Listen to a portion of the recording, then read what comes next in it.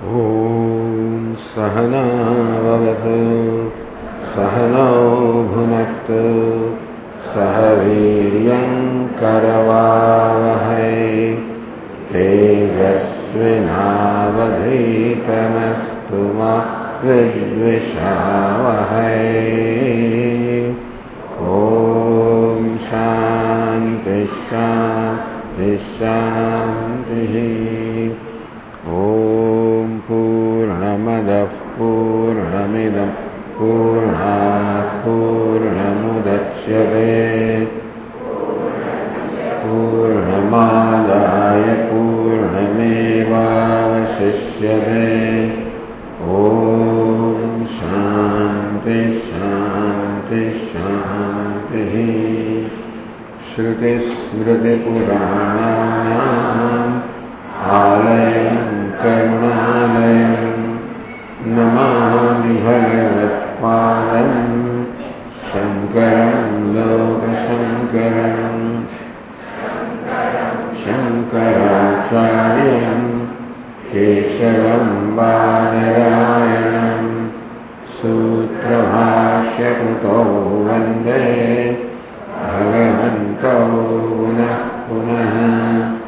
ईश्वरो गुरुरात्मेति मूर्तिभेदविभागिने व्योमवद्व्याप्तदेहाय दक्षिणामूर्तये नमः। ॐ पार्थाय प्रतिबोधितां भगवता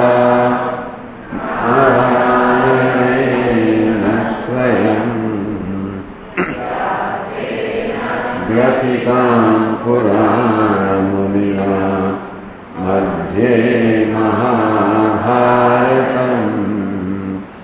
अद्वैतामृतवर्षिणीं भगवतीम् अष्टादशाध्यायिनीम् अम्ब त्वामनुसन्दधामि भगवद्गीते भवद्वेषिणीम्। यं ब्रह्मा वरुणेन्द्र स्तुन्वन्ति दिव्यैस्तवैः वेदैः साङ्गपरक्रमोपनिषदैः गायन्ति यं सामगाः ध्यानावस्थिततद्गतेन मनसा पश्यन्ति यं योगिनः यस्यान्तं न विदुःसुरः देवाय तस्मै नमः।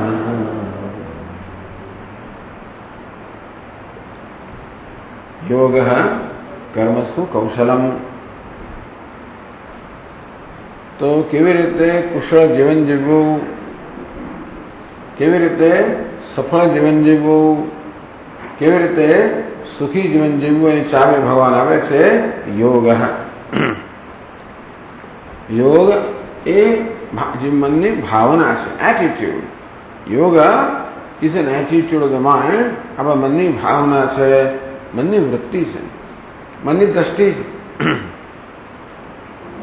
ભગવાન પોતે જ આ દ્રષ્ટિની કે ભાવનાની વ્યાખ્યા કરે છે. સમત્વમ યોગ ઉચ્યતે. સમત્વમ આ મનની સમાનતાને યોગ કહેવામાં આવે છે. તો જો ભગવાન આપણને સમતા કે સમત્વ દૃષ્ટિ શીખવાડે છે. એનું કારણ એ છે કે બધે અસમાનતા છે, જગ્યાએ વિષમતા છે. જગતમાં ક્યાંય પણ સમાનતા નથી, એક રૂપતા નથી. દરેક વસ્તુ એકબીજા કરતા ભિન્ન છે. દરેક વ્યક્તિ એકબીજા કરતા ભિન્ન છે. વ્યક્તિના બધા અંગો પણ એકબીજા કરતા ભિન્ન છે. અને આ હાથની અંગૂઠાની રેખાઓ પણ એકબીજા કરતા ભિન્ન છે. ક્યાંય કોઈ ભગવાનની સૃષ્ટિમાં કોઈ જગ્યાએ સમાનતા નથી. ભગવાન એટલો બધો, ભગવાન સર્વજ્ઞ છે, મહાન સર્જક છે, મહાન કલાકાર છે. અને તેથી કોઈ બે સમાન વસ્તુ રચવાની એની જરૂર જ નથી. ઘણા કહેલું છે કે જો આપણા અંગૂઠાની આ છાપ છે એમાં ઈશ્વરનું ત્રણેય કાળનું જ્ઞાન સર્વજ્ઞતા જણાઈ આવે છે. આ અંગૂઠાની છાપ પરથી મારી ઓળખાણ, જેની છાપ છે વ્યક્તિની ઓળખાણ થઈ શકે. તો વિશ્વાસપૂર્વક આપણા પોલીસો કહી શકે ભાઈ આ વ્યક્તિએ કંઈક કર્યું છે એની અંગૂઠાની છાપ પરથી કે આંગળીની છાપ પરથી. તો વિશ્વાસ ક્યાંથી આવ્યો હશે? તો જ આવે જ્યારે કોઈ બીજાની આવી છાપ ન હોય. વર્તમાનમાં કોઈ પણ મનુષ્ય ન હોય જેના અંગૂઠાની છાપ આવી હોય કે જેની કોઈ પણ આંગળીની છાપ એવી હોય. હતો નહીં, છે નહીં અને હશે નહીં. જો ભૂતકાળમાં આવી જાતની છાપ ધરાવનારા હોય તો પણ પોલીસ ના કહી શકે કે આણે જ કર્યું છે. કોઈ બીજા અત્યારે જ ધરાવનારા હોય તો પણ કહી ના શકે આણે જ કર્યું છે અને બીજા નથી કર્યું. અત્યારે લાખો કરોડો આ પ્રકારની બધી છાપ છે ભેગી કરવામાં આવેલી છે, જેનો હંમેશા ઉપયોગ થશે એનો થઈ થયો કે ભવિષ્યમાં પણ કોઈ એવો નથી જન્મવાનો જે આ પ્રકારની છાપ ધરાવતો હોય. આમ પ્રત્યેક જગ્યાએ સર્વજ્ઞતા, ત્રિકાલજ્ઞતા, ત્રણેય કાળનું જ્ઞાન છે. ભૂત, વર્તમાન, ભવિષ્યનું ભગવાન કેવો છે? સર્વજ્ઞ છે, મહાન સર્જક છે. એની સૃષ્ટિમાં ક્યાંય સમાનતા નથી, બધે વિષમતા છે. એનું નામ સર્જન. એકમાંથી અનેક થવું, સમમાંથી અસમાન બનવું. બાકી શાસ્ત્ર કે છે સદૈવ સૌમ્ય ઇદમ અગ્રાસીત એકમેવા દ્વિતીયમ.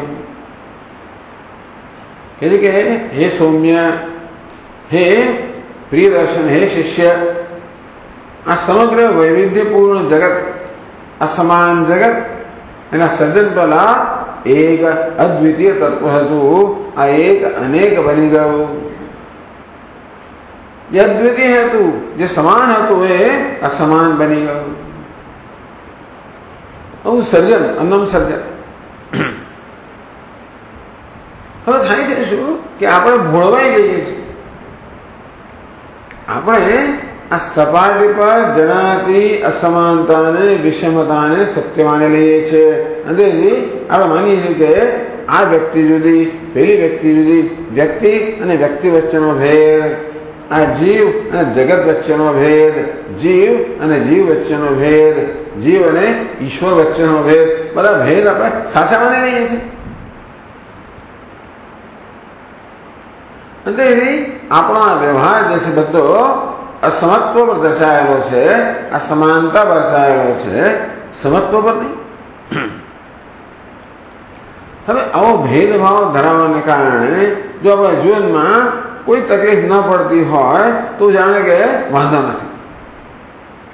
પરંતુ આ ભેદ દૃષ્ટિને કારણે જીવનમાં બધા જ પ્રકારનો શોક છે, બધા જ પ્રકારનો વિષાદ છે, બધો જ ભય છે. ઉપનિષદ કહે છે દ્વિતીયાદ્વૈ ભયમ ભવતી. જ્યાં દ્વૈત હોય ત્યાં ભય રહેલો છે. એટલે હું જયારે આ જગતને તમને મારા કરતા જુદા માનું અને મને તમારા કરતા જુદા માનું, હું માત્ર આટલો જ છું, આ દેહ મન બુદ્ધિ રૂપી ઉપાધિ પૂરતો જ મર્યાદિત છું, એથી વધારે નહીં, તમે એ પ્રકારે મર્યાદિત છો. આમ હું એક તો મર્યાદાની લાગણીથી પડાઈ રહ્યો હો. તમે જયારે બીજા હો ત્યારે ક્યાં તમને અનુકૂળ હોય કે પ્રતિકૂળ હોય, અનુકૂળ હોય તો રાગ, પ્રતિકૂળ હોય તો દ્વેષ. આમ ભેદભાવનામાંથી, દ્વૈતમાંથી રાગદ્વેષ જન્મવાના છે. આપણું જીવન બધું તમે જોજો, વિચાર કરજો. હવે કોઈ પણ વ્યક્તિનો વિચાર આવે ને આપણા મનમાં કે તરત કે રાગ કે દ્વેષ સંકળાયેલા જ હશે. કે વ્યક્તિ મને અનુકૂળ હોય, મને ગમે, મને અનુકૂળ હોય, ઉપયોગી હોય, મને ઉપકારક હોય, એવી દ્રષ્ટિ હું ધરાવતો હોઉં કે આ વ્યક્તિ મને અનુકૂળ છે, ઉપયોગી છે, મને ઉપકારક છે, તો આપોઆપ એના પર તમને એક ગમો હોવાનો, એક રાગ હોવાનો. બીજી કોઈ વ્યક્તિ માટે જો મારા મનમાં આ પ્રકારની દ્રષ્ટિ હોય કે આ વ્યક્તિ મને પ્રતિકૂળ છે, ઉપયોગી નથી, અનુકૂળ નથી, મને પ્રતિકૂળ છે, એટલે પણ તે દ્વેષ હોવાનો જ. એટલે હવે જરા મનમાં વિચાર કરજો. કોઈ પણ વ્યક્તિનો મન વિચાર આવે ત્યારે તમે જોજો એ વિચાર નિર્ભય નથી હોતો, ત્યારે રાગ અને દ્વેષ સંકળાયેલો જ હોય છે. આ આપણા મનને સૂક્ષ્મતાથી સમજવાની જરૂર છે. આપણે ખબર પણ ન હોય એવી રીતે રાગ દ્વેષ આપણા પ્રત્યેક વિચારમાં, પ્રત્યેક અને વર્તનમાં બધામાં એવા સમાયેલા હોય છે. અને આપોઆપ જ મનનું વલણ એવું રહેવાનું હોય છે કે જ્યાં રાગ હોય ત્યાં પક્ષપાત થવાનો, દ્વેષ હોય ત્યાં આગળ નિષ્ઠુરતા થવાની. જેને બધે દ્વેષ જેને કંઈક અન્યાય કર્યા જ કરવાનો, એને કઈ ને કઈ હંમેશા એને કદાચ ટાળવાનો પ્રયત્ન કરવું, દુઃખ લગાડવાનો પ્રયત્ન કરવું, બદલો લેવાનો પ્રયત્ન, એવું સૂક્ષ્મતાથી આ પ્રકારે ચાલ્યા જ કરે. જે રાગ હોય ત્યાં એના પ્રત્યે પક્ષપાત દાખવું, એને કોઈક ને કોઈક રીતે ઉપયોગી થવાનો પ્રયત્ન કરું, એને ખુશ કરવાનો પ્રયત્ન કરું, પેલા નાખુશ કરવાનો પ્રયત્ન કરું, એકથી બદલો લેવાનો પ્રયત્ન કરું, બીજાને ખુશ રાખવાનો પ્રયત્ન કરું. આપણું જીવન હવે આ બધી વસ્તુઓ કોઈક દિવસ પૂરી થતી હોય તો જુદી વાત છે, પરંતુ રાગ અને દ્વેષ ક્યારે પૂરા થતા જ નથી. આપણું જીવન તો રાગ અને દ્વેષને પોષવામાં જ પૂરું થઈ જાય છે. અને કમનસીબે જેમ આપણે રાગ અને દ્વેષને પોષતા જઈએ તેમ તેમ રાગ અને દ્વેષમાં વૃદ્ધિ થાય છે, એમાં ઘટાડો થતો નથી. જેમ ઉંમર વધતી જાય ને તેમ ધીમે ધીમે આપણા ગમા તીવ્ર થતા જાય, પછી આપણે વધારે મુશ્કેલ બનતા જઈએ. 60 બુદ્ધિ નાખી એટલે 60 વર્ષ થયા ના થયા ને પછી લોકો કે સ્વામી હવે તો આમાં કઈ ફેર પ્રાણ જાય અને પ્રકૃતિ સાથે જ જાય કે હવે ફેર પડવાનું નથી. કેવા થઈ ગઈ છે આપણે? હંમેશા નાના ને મોટા વચ્ચે પ્રશ્ન હોય તો એનો ઉત્તર આવે જો ભાઈ એ વ્યક્તિની ઉંમર વધારે છે, એ તો બદલાવાની નથી, હવે તું બદલા. હવે શું સલાહ આપે એને એવી સલાહ, તું બદલાય. માની લીધું છે કે વ્યક્તિ બદલાવાની નથી, બદલાવાની શક્યતા રહી નથી, એનામાં બદલાવાની શક્તિ જ રહી નથી. એટલે જેમ જેમ જીવન આપણું પસાર થાય તેમ આપણે વધુ ને વધુ જાણે કે એક આઇસોલેશન, એકલતાના કોચરામાં બંધને જતા હોય.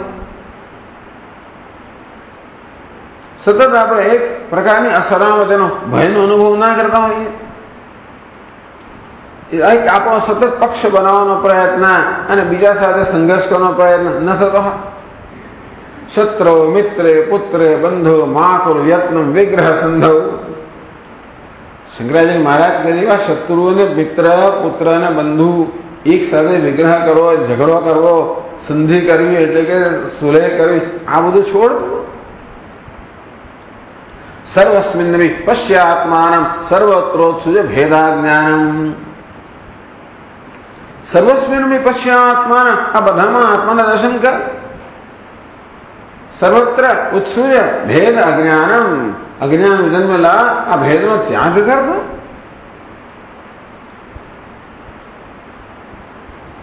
કારણ કે વિષમતાની દ્રષ્ટિ, આ ભેદ દ્રષ્ટિ એ જીવનનું બધા સંઘર્ષનું કારણ છે, એ બધા દુઃખનું કારણ છે. વિચાર દુનિયાની અંદર મોટી મોટી દ્રષ્ટિએ જોઈએ, મોટા સ્તરે જોઈએ તો પણ આ મારો દેશ છે, આ તારો દેશ છે. બાંગ્લાદેશ છે, આ ભારત છે, આ મારું છે, આ તારું છે, આ મારા માણસો છે, આ તારા માણસો છે, આ હિન્દુ છે, આ મુસલમાન છે, આ ફલાણો છે, ઢીકણો છે, આ ભેદ દ્રષ્ટિ. અને માટે પેલો આના પર હુમલો કરે, પેલો પેલા પર હુમલો કરે. જોજો જે બધો સંઘર્ષ જીવનમાં છે એ બધો આ ભેદ દ્રષ્ટિથી આવે છે ને. એક દેશ બે દેશ પર આક્રમણ કરે, એક દેશ બીજા દેશનું શોષણ કરવાનો પ્રયત્ન કરે.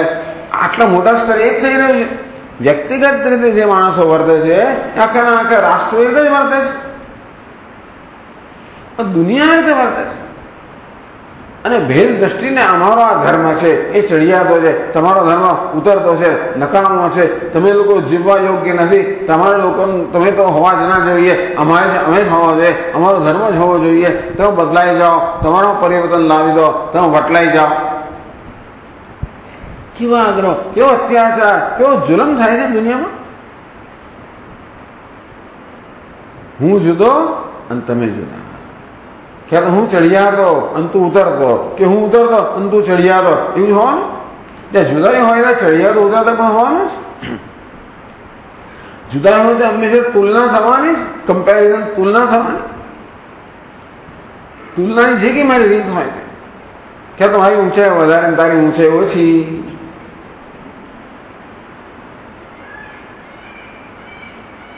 જો મારો રંગ આવો ને તારો રંગ પેલો, મારું નાક આવો ને તારું નાક પેલું, મારે આટલા માર્ક્સ આવે ને તારે એટલા આવ્યા, મારો આટલો પગાર તારો પેલો પગાર, બધા જ કરે. કઈ કે તુલના થયા જ કરે. આ હું અને તું, મારું અને તારું, બસ એનાથી આ બધો વ્યવહાર ભરેલો છે. આ શોની જન્મ છે, આ બધી ભેદ દૃષ્ટિ છે. દૃષ્ટિ મહત્વની છે, સમજ મહત્વની છે. એટલે વેદાંત શાસ્ત્ર સમજાવે છે કે આપણે આ પ્રકારનું અજ્ઞાન લઈને જન્મ્યા છીએ. આ સર્વત્ર એક સમાનતા છે એ આપણે જોઈ શકતા નથી. છે કેમ છે? કારણ કે એક જ પરમાત્મા આ સમગ્ર જગત બની ગયો છે. ઉપનિષદ પહેલું જ વાક્ય છે કે આ સમગ્ર નામ રૂપાત્મક જગત, આ વૈવિધ્યપૂર્ણ જગત, એના સર્જન પહેલા એક અદ્વિતીય પરમાત્મા હતો. એ પરમાત્માને શું સૂઝ્યું? એને કઈ વિચાર કર્યો, લાવો બહુ બની જવું, બહુ શ્યામ. ભગવાન કેવો છે? બહુ બની ગયો. પ્રજા હું જાત જાતના જન્મ લઉં એમ કરીને એના વિવિધ આપણે સૃષ્ટિ એને રચી.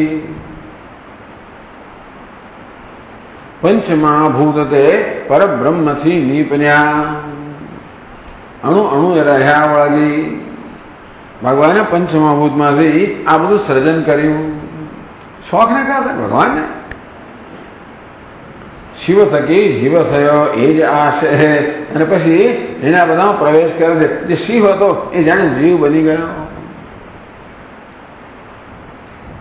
આમ આપણા શાસ્ત્રો સતત આપણને આ દ્રષ્ટિ પ્રદાન કરવાનો પ્રયત્ન કરે છે કે જે આ જીવ રૂપે વ્યવહાર કર્યો છે એ વાસ્તવમાં શિવ છે. શિવ એટલે જ કલ્યાણ, શિવ એટલે મંગળ. કુશળતા કોને કહેવાય? એનું નામ શિવ. કે સર્વત્ર એક આ બધા બધી વિષમતામાં એક સમાન પરમાત્મા રહેલો છે. આપણા સમગ્ર દ્રષ્ટિ પ્રદાન કરવી એ શાસ્ત્રનું પ્રયોજન છે. કઈ રીતે આપણે ધીમે ધીમે આ ભેદભાવમાંથી વિષમતામાંથી ઉપર ઉઠતા જઈએ, કઈ રીતે સર્વત્ર રહેલી સમાનતા ને જાણતા થઈએ, ધીમે ધીમે એમાં નિષ્ઠ બનીએ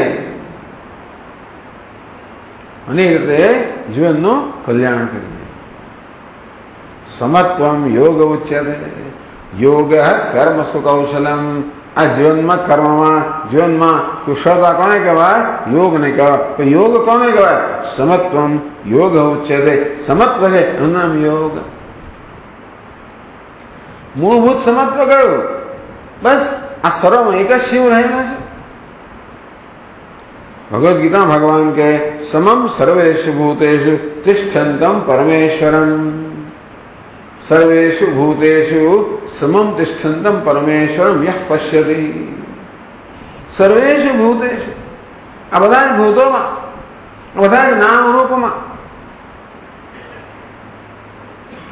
ભૂતો એટલે જીવ જંતુઓ, પ્રાણીઓ, જળ ચેતન જે કઈ છે બધાને ભૂત કહેવાય. પેલું ભૂત નહીં, પણ આ ભૂત એટલે ભવંતી ભૂતાની. જે કોઈ અસ્તિત્વમાં આવે છે એને ભૂત કહેવાય. તો જળ અને ચેતન જે કે અસ્તિત્વમાં આવે એને ભૂત કહેવાય. મહાત્મા કહે આ ભૂત ને પેલું ભૂત સરખું જ છે.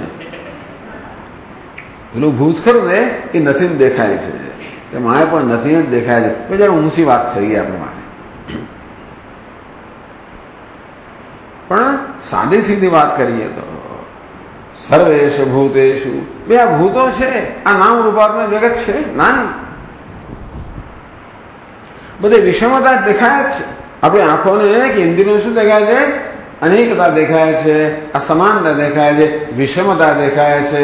કોઈ સારો, કોઈ ખરાબ, કોઈ ઊંચું, કોઈ નીચું, કોઈ રાય, કોઈ રંગ, કોઈ ગરીબ, કોઈ તવંગર, કોઈ બુદ્ધિશાળી, કોઈ મૂર્ખ, કોઈ સ્ત્રી, કોઈ પુરુષ, કોઈ મનુષ્ય, કોઈ પ્રાણી, કોઈ વનસ્પતિ, જીવજંતુ, કોઈ જળ, કોઈ ચેતન. આ તો છે જ. ભગવાન કે તમારી વિભૂતિ છે. વિવિધેન ભવનમ વિભૂતિ. ભગવાન આ વિવિધ રીતે બની ગયો છે આપણી સમક્ષ. શેનો વડે? જેથી આપણે એનો આનંદ લઈ શકીએ. એ આનંદ ક્યારે લેવાય? જ્યારે આપણી દ્રષ્ટિમાં સમત્વ હોય ત્યારે. નહીતર તો જે આનંદ વસ્તુ આનંદ માટે રચાયેલી છે એ દુઃખનું કારણ બની ગઈ છે અત્યારે. આ શિવ એ કે અનેક રસ લેવાના, અનેક રસ લેવા માટે આ શિવ છે એ જીવ થયો. પણ શું થયું આ અંદર પ્રવેશ કરવામાં? કે ભૂલી ગયો કે હું શિવ છું. પોતાને જીવ માની લે છે. પોતાને આ એક જ ઉપાધિમાં, આ દેહ ઇન્દ્રિય મન બુદ્ધિ ઉપાધિમાં મર્યાદિત માની લે છે. પોતાને બસ આ ઉપાધિ જેટલો જ માને છે, આ શરીર જેટલો જ હું છું, અને શરીરનો જન્મ એટલે મારો જન્મ, શરીરનું મૃત્યુ એટલે મારું મૃત્યુ. એટલે અમારા સ્વામી મહારાજ કે શું કામ લોકો જન્મદિવસ ઉજવતા હશે? મને સમજ જ નથી પડતી. જન્મદિવસ એટલે એક વર્ષ શું થયું એ કે ઉજવવાની વસ્તુ છે કે શોક સભા ભરવી જાય? કે જન્મદિવસે શોક સભા ભરવી જોઈએ. ઉજવી શકાય તો ઉજવવું હોય તો ત્યારે ઉજવાય. જો કંઈક પરાક્રમ કર્યું હોય તો એક વર્ષ દરમિયાન કશું પરાક્રમ કર્યું હોય, કંઈક ઉન્નતિ કરી હોય, કંઈક પરિપક્વતા આવી હોય, કંઈક આંતરિક શાંતિ પ્રસન્નતા આવી હોય, તો જીવનના સદગુણો ઉદ્ભવ થયો હોય તો ચાલો વર્ષ તમે ઉજવો. તો મોટે ભાગે મનુષ્યો જે રીતે જીવન જીવતા હોય છે એમાં તો અંદરના સંઘર્ષો વધતા જાય છે, ઘટતા નથી. માણસ વધારે ચીડિયો બનતો જાય, વધારે અસલામત બનતો જાય, વધારે લોભી બનતો જાય, વધારે આગ્રહી બનતો જાય.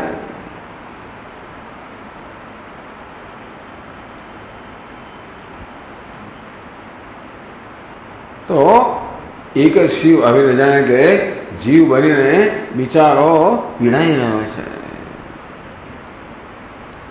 આ શિવ પીડાઈ રહ્યો છે. શેને કારણે? આ ભેદભાવને કારણે, અસમાનતા અને સત્યતા આપવાને કારણે.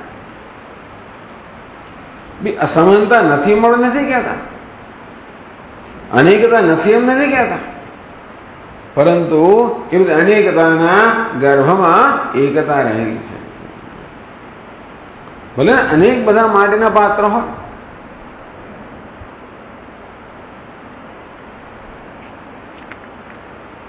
આ એક પાત્ર છે, આ બીજું છે,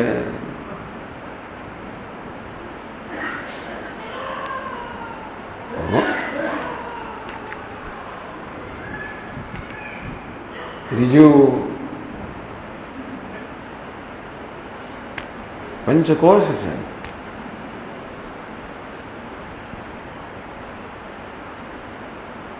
ચાલો આટલી સફળતા તો મળી.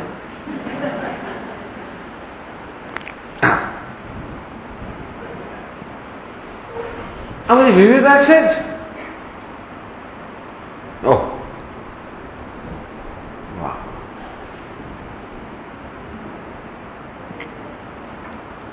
પણ બધા શેમાંથી બનેલા છે? હા ચાલો આ જરા વધારે સમજ પડે એવું છે. એક છે, આ બીજું છે, આ ત્રીજું છે. આ જુદાતા છે એ નાની, પણ આ બધામાં એકતા પણ રહેલી છે. બધા ઘડાઓ માટીના બનેલા છે, પરંતુ એટલે ભલે નામ રૂપની દ્રષ્ટિએ, ઘાટની દ્રષ્ટિએ, આકારની દ્રષ્ટિએ, ઉપયોગીની દ્રષ્ટિએ જુદાતા હોય. એકની અંદર ગંગાજળ ભરેલું હોય, બીજામાં ચૂનો ભરેલો હોય, ત્રીજામાં પાણી ભરેલું હોય, ચોથામાં પછી પાનદાય પીસતા એટલે લોકો પિચકારી મારતા હોય. આમ દરેકનું નામ જુદું હોય, રૂપ જુદું હોય, ઉપયોગ જુદો હોય, સ્થાન જુદું હોય. ભલે રહ્યું અનેકતા છે, વિષમતા છે, સમાનતા નથી, પરંતુ એ બધામાં વાહતી સમાનતા નથી, પરંતુ એ બધામાં એક સમત્વ રહેલું છે. સમમ સર્વે ભૂતેષુ તિષ્ઠંતમ પરમેશ્વરમ. સર્વભૂતોમાં, સર્વનામ રૂપમાં, સર્વ પ્રાણીમાં એક પરમેશ્વર સમાન ભાવ રહેલો છે. પરમેશ્વર કોને કહેવાય? સાદી સીધી વ્યાખ્યા આપે પરમેશ્વર નહીં, ભગવાન નહીં. એટલે કે ભગવાન કૃષ્ણ. તો ભગવાન કૃષ્ણનો વિચાર કરીએ એટલે અમુક જાતના એમને અમુક ગુણ જે છે એ આપોઆપ જ આપણા મનમાં આવી જાય. ભગવાન કૃષ્ણ લો તો કે પ્રેમ સ્વરૂપ, આનંદ સ્વરૂપ, મુક્તિ, પ્રેમ, આનંદ. બરોબર ને? ક્યાંય ભેદભાવ નહીં. એ ગોપીઓ હોય જે ક્યાં ભણેલી ગણેલી કશું જ નથી, એનો પ્રતિ સમાન પ્રેમ. અર્જુન જેવો હોય સમાન પ્રેમ, દુર્યોધન હોય તો પણ સમાન પ્રેમ. ના સ્વામીજી, ભગવાનના મહાભારતનો પક્ષપાત કરેલો છે, પાંડવોનો પક્ષપાત કર્યો છે, કૌરવનો અન્યાય કર્યો છે. એવું છે ને કે ભગવાને પણ જે પ્રકારનો રોલ કે વેશ ભજવતા હોય એને અનુરૂપ વ્યવહાર કરવો પડે.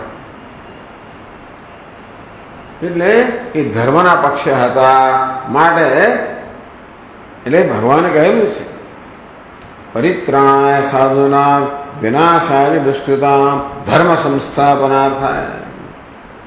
આમ સાધુનું રક્ષણ કરવું, દુષ્ટનો વિનાશ કરવો, ધર્મ સંસ્થાપન કરવું, એ પ્રકારનો રોલ કે વેશ ભગવાન લીધો, પણ એના અનુરૂપ વર્તન કરવું પડે. એમાં કોઈ અન્યાય નથી. એ તો કર્મફળ દાતા છે, કર્મફળ પ્રદાન કરનાર છે. તો મૂળ તો આ સમત્વનો આપણને જ્ઞાન, આપણને આ બોધ આપો કે વિષમતામાં સમાનતા રહેલી છે. એટલે દરેક જીવ વાસ્તવમાં શિવ છે.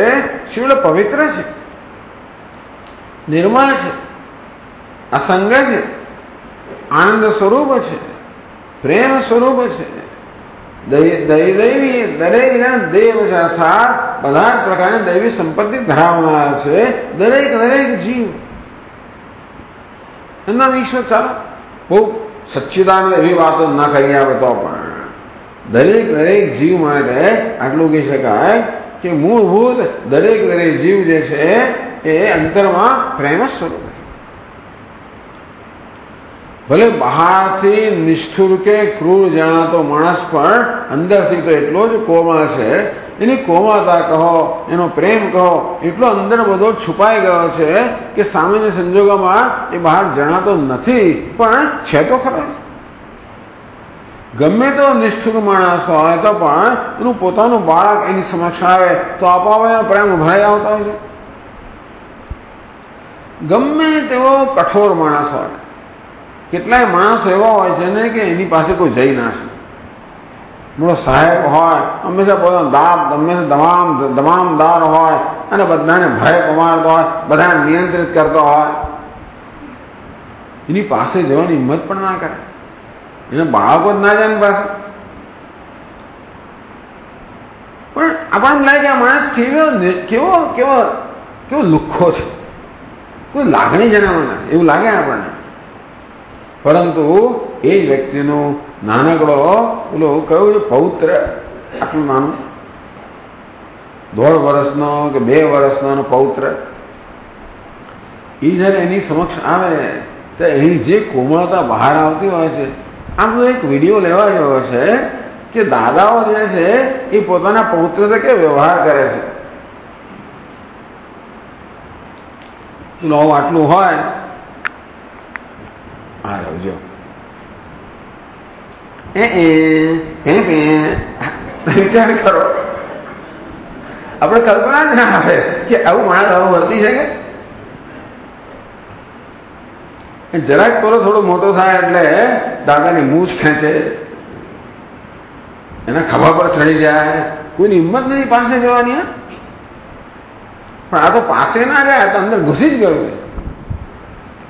પેલા બધી કોમળતા બહાર આવતી હોય છે. એનો અર્થ એ કે કોમળતા હતી જ, જે હતી એ જ બહાર આવે છે. એટલે શંકરાચાર્ય મારા સમજાવે છે ત્યાં ભગવદ્ ગીતામાં ભગવાન એક જગ્યાએ પોતાની વિભૂતિનું વર્ણન કરતા કહે છે પુણ્યો ગંધ પૃથિવ્યામ છે, પૃથ્વીમાં હું પવિત્ર ગંધ છું. તો કોઈ પ્રશ્ન કર્યો કે ભગવાન આ બધું સુગંધ હો તો દુર્ગંધ કોણ છે? એ જે સુગંધ આ પાપ અને અધર્મના સંપર્કને કારણે દુર્ગંધ બની ગઈ છે. તેથી માણસ છે તો ભગવાન જ છે, પ્રેમની જ મૂર્તિ છે, આનંદની મૂર્તિ છે. જો એ વખતે બધી ઉદારતા બહાર આવતી હોય છે.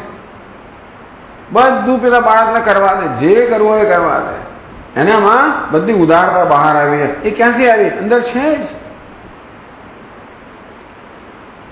આમ જોવા જઈએ તો એક ઈશ્વર સર્વમાં સમાન ભાવે રહેલો છે. ભગવાન કહે છે ક્ષેત્રજ્ઞમ ચાપમામ વેદ્ધિ સર્વક્ષેત્રેષુ ભારત.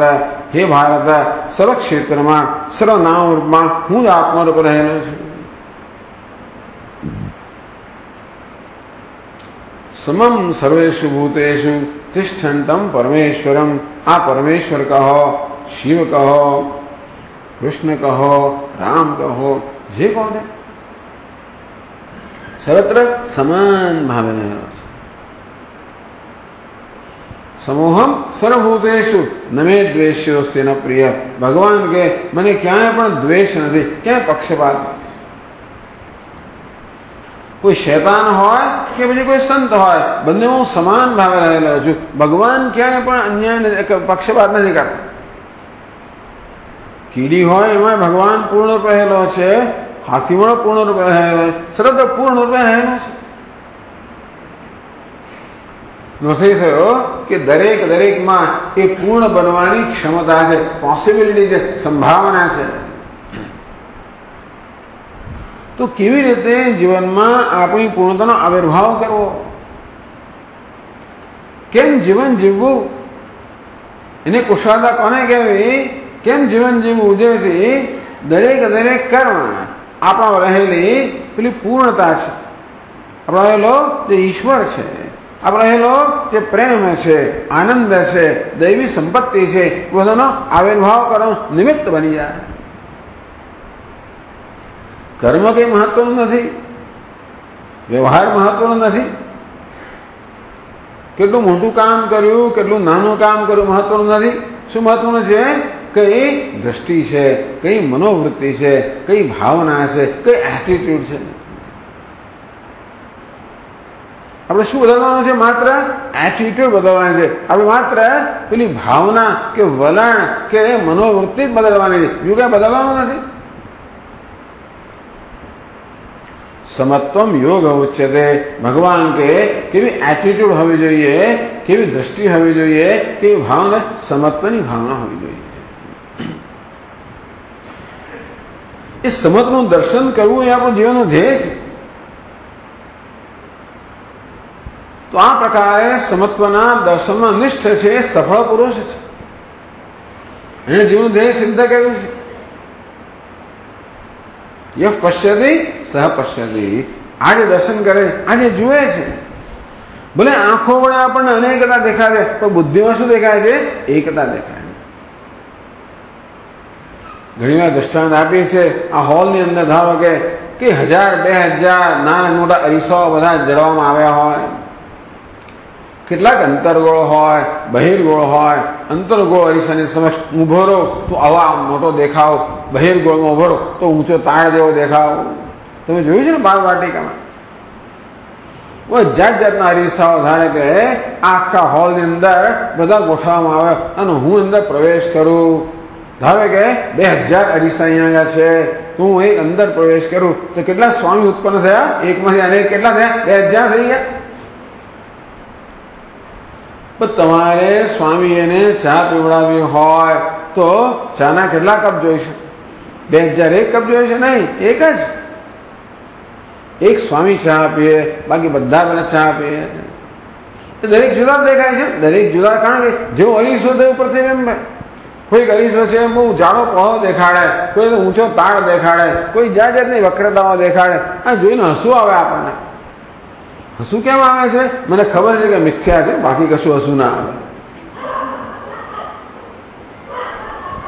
અરીસાની અંદર તિરાડ પડી ગઈ હોય અને મારો ચહેરો આમ દેખાય તો હું હસું, તો ખરેખર એવું થઈ ગયું ના હસું.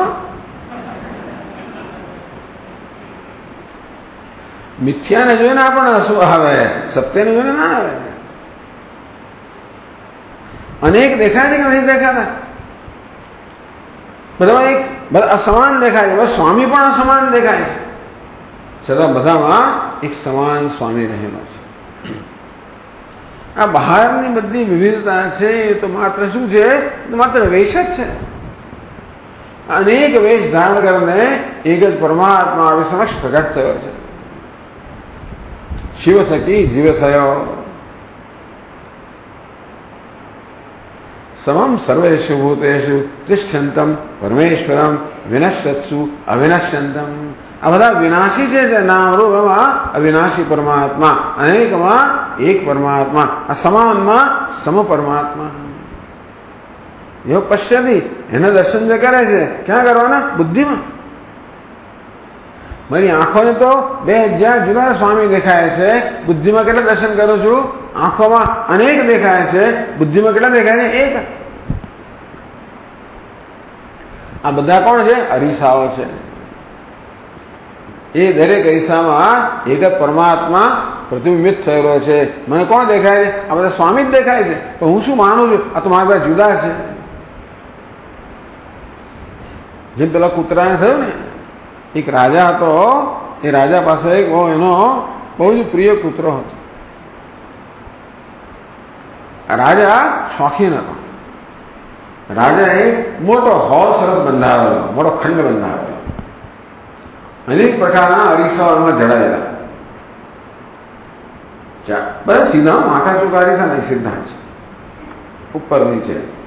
રાજાનો એવો ક્રમ હતો કે જયારે જયારે બની ઠંડીને બહાર જાય ને ત્યારે અરીસાના રૂમમાં જાય, જયારે જોઈ લે પોતે કેવો દેખાય છે, સાઈડ બાજુમાં સાઈડમાંથી કેવો દેખાય, ઉપરથી કેવો દેખાય.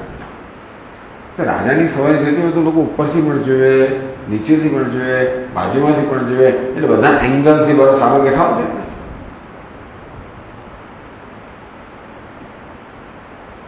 તો રાજાએ એના માણસોને સૂચના આપેલી કે ક્યારે પણ આ કૂતરાને એ રૂમમાં જવા ના દેવો. ધ્યાન રાખવામાં આવતું હતું. એક દિવસ એવું બન્યું કે રાજા બહાર જવાના હતા. આ હોલ ખોલવામાં આવ્યો. રાજાએ બરાબર નજર કરી બહાર નીકળો અને દરવાજો ખુલ્લો રહી ગયો. અને કૂતરાનો સ્વભાવ છે કે ખુલ્લું દેખાય એટલે પેસે અંદર સ્વભાવ છે, પેઠું અંદર. અને જેવું પેઠું આમ જો તો કૂતરો, આમ તો કૂતરું ચારે બાજુ જ્યાં તો કૂતરું જ કૂતરા કૂતરા ભસ્યું, પેલું ભસ્યું, અહીં ભસ્યું. થોડા પછી જે યુદ્ધ શરૂ થયો. રાજા પાછો આવ્યો. કૂતરું ક્યાંય કૂતરું દેખાય જ નહીં. પૂછ્યું ક્યાં ગયું મારો પ્રિય કૂતરું ક્યાં છે? બહુ શોધખોળ કરી. રાજા કહ્યું પેલો આપણો જે વેશભૂષાનો જે હોલ છે, એ રૂમ છે, એ ખુલ્લો છે કે બંધ છે? ત્યારે કોઈ ખુલ્લો રહી ગયેલો. અંદર ગયા એ કૂતરું છે એ ખૂણામાં લોહી લુહાણ પડેલું હતું. એને મહાન યુદ્ધ કર્યું. કોની સાથે? બીજા કૂતરાઓ સાથે. કોની સાથે? પોતાની જ સાથે. એટલે ઇન્દ્રિયોથી આપણે ભલે બીજું દેખાતું હોય, પણ બુદ્ધિ શું દેખાવું જોઈએ? ઐક્ય દેખાવું જોઈએ. સમત્વમ યોગ ઉચ્ચતે. યોગનો જ્ઞાન થાય છેવટે. પણ યોગ એટલે જીવન રીતિ, જીવન દ્રષ્ટિ. એનું તો આવતી જીવન રીતિ, એને પણ યોગ કહેવાય. જેની આપણે છેલ્લા ગઈકાલે ચર્ચા કરી. સમત્વમ યોગ ઉચ્ચતે. સમત્વ તો આપણા વ્યવહારમાં કઈ બે વસ્તુ હોય છે. એક તો આપણે કર્મ કરીએ છીએ, બીજું આપણને કર્મનું ફળ મળે છે.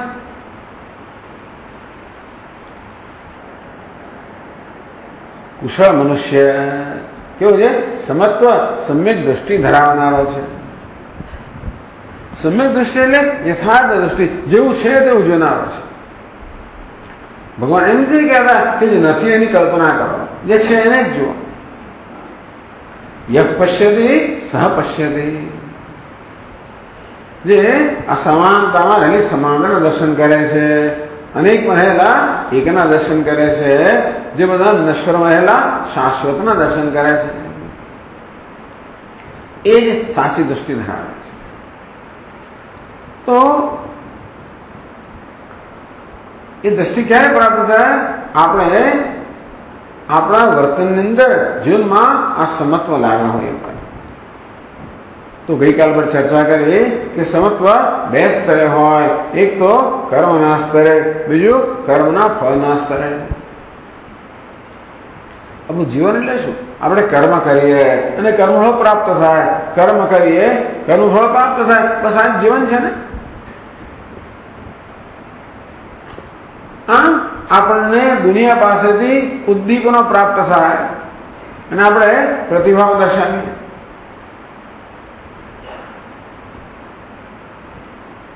એ બંનેમાં સમત્વ.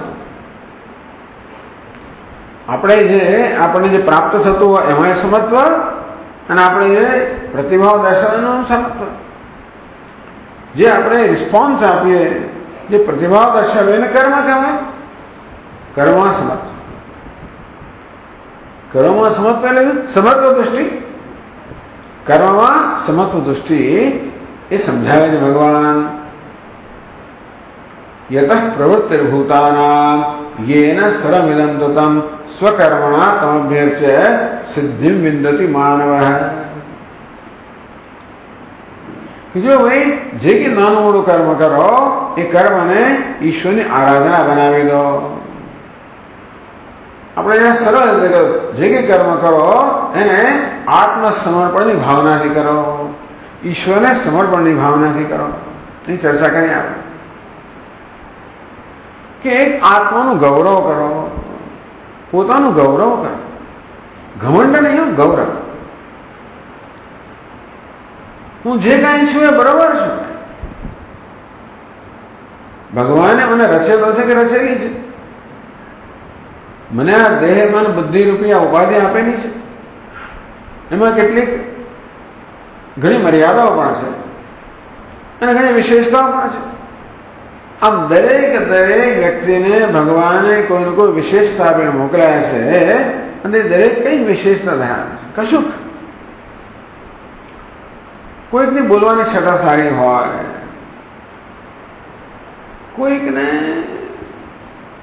સરસ અક્ષર લખતા આવડતું હોય, કોઈને સરસ દોરતા આવડતું હોય, કોઈને ગાતા આવડતું હોય, કોઈને રસોઈ કરતા આવડતું હોય, કઈ ને કઈ આવડતું. જે કોઈ સંજોગો આપણે મુકાયા હોઈએ, એ સંજોગોમાં જે કંઈ કર્મ કરવાનું આવે આપણા ભાવે, એ કર્મને ભગવાનની આરાધના બનાવી કે ભગવાન તું ખુશ થાય. ઝાડુ વાળવામાં ભગવાન તું ખુશ થાય.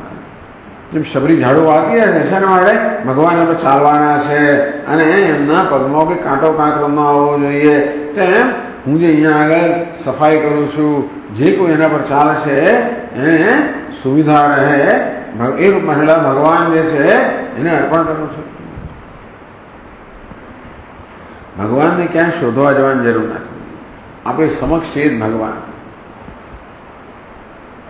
આવતી ભગવાન તો સ્વામી આવો ભગવાન હોય કે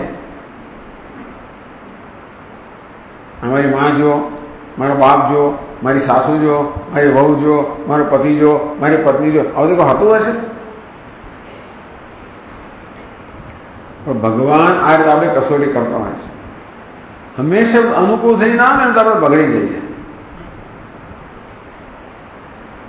એ અનુકૂળતામાં છે ને ઉન્નતિ ના થાય, જયારે પ્રતિકૂળતા આવે ને ત્યારે ઉન્નતિ થાય, તો આપણી શક્તિ વધે. સીધે સીધું દોડવાનું હોય તો એક વસ્તુ છે, તો વચ્ચે પેલા હર્ડલ શું કહેવાય છે ને, હર્ડલ એનું ગુજરાતી હશે પણ ચાલો, હર્ડલ વિઘ્ન દોડ, વિઘ્ન દોડ એ શેને માટે છે? એ વિઘ્ન આવે તો આપણે કૂદીએ અને આપણી શક્તિનો વધારો થાય ને. આમ જીવનમાં જે કંઈ વિઘ્નો આવતા હોય, પ્રતિકૂળતાઓ આવતી હોય, મુશ્કેલી આવતી હોય, એ કોઈક ને કોઈ ભગવાન મને સજા નથી કરતો, ભગવાન મને વધારે શક્તિશાળી બનાવવા માંગે છે. આમ દરેક વિઘ્નનો, દરેક મુશ્કેલીનો ઉપયોગ કરવામાં એમાં ભગવાનનો આપણે આશીર્વાદ જોઈએ. ભગવાન આ રૂપમાં આશીર્વાદ આપી રહ્યો છે. આ બીજા પ્રકારનું સમજવું કે જે કંઈ આપણને પ્રત્યક્ષ અને પ્રાપ્ત થાય છે ઈશ્વરનો પ્રસાદ છે, ભગવાનનો આશીર્વાદ છે, એનો અનુગ્રહ છે. અંતેથી જે કોઈ રૂપમાં મારા ઈશ્વર મારી સમક્ષ હોય એનું કલ્યાણ કેમ થાય? તો સ્વામી એ તો મને નવું વર્તન કરે છે, એને જે કરવો એ કરે. આપણી ભાવનાની વાત છે, વર્તનની વાત નથી. વર્તન તમે પણ બરોબર વ્યવસ્થિત કરો, જેથી તમારા પર આક્રમણ ના થાય, તમારો બચાવ કરો. એમ નથી કહેતો કે દુનિયાના માત્ર આપણે બધા આઘાતો સામે દુનિયા આઘાત કરવા દેવું નથી કહેતા. પેલા સાપ છે ને, સાપને ગુરુજી એને સલાહ આપી કે તું કોઈને હવે કરીશ નહીં, સાપને અહિંસક બનાવ ગયા ગુરુજી. 15 દિવસ સાપ અધૂરો થઈને આવ્યો કે મહારાજ આપની સલાહ માની, આવો થઈ ગયો તને શું થયું? મારે આપણે સલાહ આપી ને કોઈ કરીશ નહીં, તો બધું કરવાની ના પડે, ફૂંફાડો મારવા નથી પાડે. હમણાં ફૂંફાડો મારવા પડ્યા માત્ર આપણું રક્ષણ કરવા તો ભાવના આપતી વસ્તુ છે. સ્વકર્મણા તમભ્યર્થે સિદ્ધિ વિંદતિ માનવ. જે કે પોતે કર્મ કરે એ દ્વારા ઈશ્વરની આરાધના કેમ થાય અને ભગવાન કેમ ખુશ થાય? નાનકમાં કર્મ કરવું એ કેવી રીતે કોઈના કલ્યાણનું સાધન બને? સમ્યક દ્રષ્ટિ, સમત્વ. એનું શું થાય છે? અહિંસા. જેવું હિંસા જતી જાય જીવનમાંથી. રાગ દ્વેષને હિંસા કહેવાય. જે રાગ હોય ને, આસક્તિ હોય, ત્યારે એકને બદલે પક્ષપાત થાય તો બીજા પ્રત્યે ક્રૂરતા થવાની જ. દ્વેષમાં તો ખુલ્લી હિંસા રહેલી છે, પણ રાગની અંદર પણ ક્યાંક રાગ હોય એટલે ક્યાંક દ્વેષ હોવાનો હોય, એટલે ક્યાંક પક્ષપાત કોઈને અન્યાય થવાનો છે. આમ રાગ દ્વેષથી જયારે વર્તું છું ત્યારે અન્યાય થાય છે. પરંતુ હું જયારે કર્મ કરું, એ કર્મ દ્વારા એવી મારી ભાવના હોય કે કર્મથી એ રૂપમાં ભગવાન પ્રસન્ન થાય તો ત્યાં રાગ દ્વેષને સ્થાન રહેતું નથી. અને પ્રસાદ બુદ્ધિ જે કંઈ એને પરિણામ પ્રાપ્ત થાય એ ભગવાનનો પ્રસાદ છે, અનુગ્રહ છે. અને તો કોઈ પ્રત્યે રાગ દ્વેષ જે આવ્યો તો રાગ દ્વેષમાં ભગવાનનો પ્રસાદ છે. આ પ્રકારે સમત્વ દ્રષ્ટિને કારણે, વ્યવહારને કારણે, વ્યવહારમાં આ પ્રકારે સમાન દ્રષ્ટિ રાખવી કે જે કર્મ કરું એ ઈશ્વરની આરાધના હોય, જે ફળ પ્રાપ્ત થાય ઈશ્વરનો પ્રસાદ હોય. તો ધીમે ધીમે રાગ દ્વેષ એને ઓછા થતા જાય. જીવનમાં ઈશ્વરનો પ્રવેશ થાય. ભગવાનનો પ્રવેશ ભગવાન તમારા હૃદયમાં જયેલો છે, એને કે પ્રવેશ કરાવવાનો નથી, પછી તો એનો આવિર્ભાવ કરવાનો છે. જે છે એનો આવિર્ભાવ કરવાનો છે. જે છે પેલા રાગ દ્વેષના આવરણ આડે બિચારો ઢંકાઈ ગયો છે, એ જેમ રાગ દ્વેષનું આવરણ દૂર થાય તેમ તેમ જે છે એનો આવિર્ભાવ થાય. જીવનમાં અહિંસા આવતી જાય, અને જેમ જેમ અહિંસા આવતી જાય, રાગદ્વેષ ઓછા થતા જાય, તેમ તેમ આંતરિક સંતોષ પ્રાપ્ત થતો જાય. આપોઆપ આપણું જીવન કેવું થઈ જાય? આત્મસમર્પણનું જીવન બનતું જાય. પહેલા આત્મસમર્પણ ભાવના છે, ધીમે ધીમે પછી એ હકીકત બની જાય.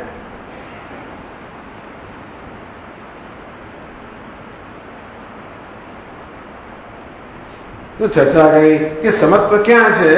તો જો ભાઈ આ નામ રૂપ છે એમાં તો કોઈ સમત્વ નથી. પણ એમાં ક્યાં સમજે? અસ્થિ, ભાતિ, પ્રિય. દરેકમાં સચ્ચિદાનંદ, અસ્થિ, ભાતિ, પ્રિય પરમાત્મા રહેલો છે. મેં જરા સરળ વાત કરી કે દરેકમાં એ જ પ્રેમ સ્વરૂપ પરમાત્મા છે, આનંદ સ્વરૂપ પરમાત્મા છે, એ જ સર્વત્ર એ અહિંસક પરમાત્મા રહેલો છે. એના હોય છે અસ્થિ, ભાતિ, પ્રિય, સચ્ચિદાનંદ. દરેક નામ રૂપમાં અસ્થિ, ભાતિ, પ્રિય. આ ફૂલ છે અસ્થિ, એ ભાસે છે, ભાતિ, એ પ્રિય છે, પ્રિયમ. એનું એક નામ છે, એક રૂપ છે.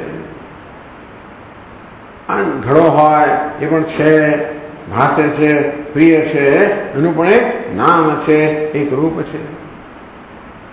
આ ઘડિયાળ હોય એ પણ છે, ભાસે છે, પ્રિય છે, એનું પણ એક નામ છે, રૂપ છે.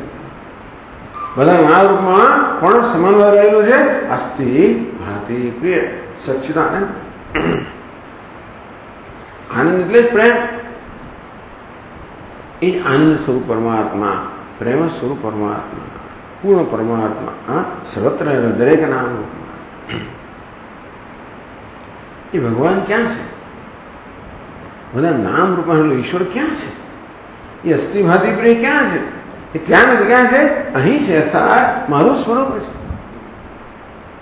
પહેલા ભગવાન કેવા છે? સર્વત્ર એક જ ઈશ્વર રહેલો છે. એનામ કર્મયોગ. કારણ કે જે કર્મ કરું એ પેલા સર્વત્ર સમાન ભાવેલા ઈશ્વરને સમર્પિત કરવા, ખુશ કરવા માટે કરવું. જીવન શેના મળે છે? ભગવાનને ખુશ કરવા માટે.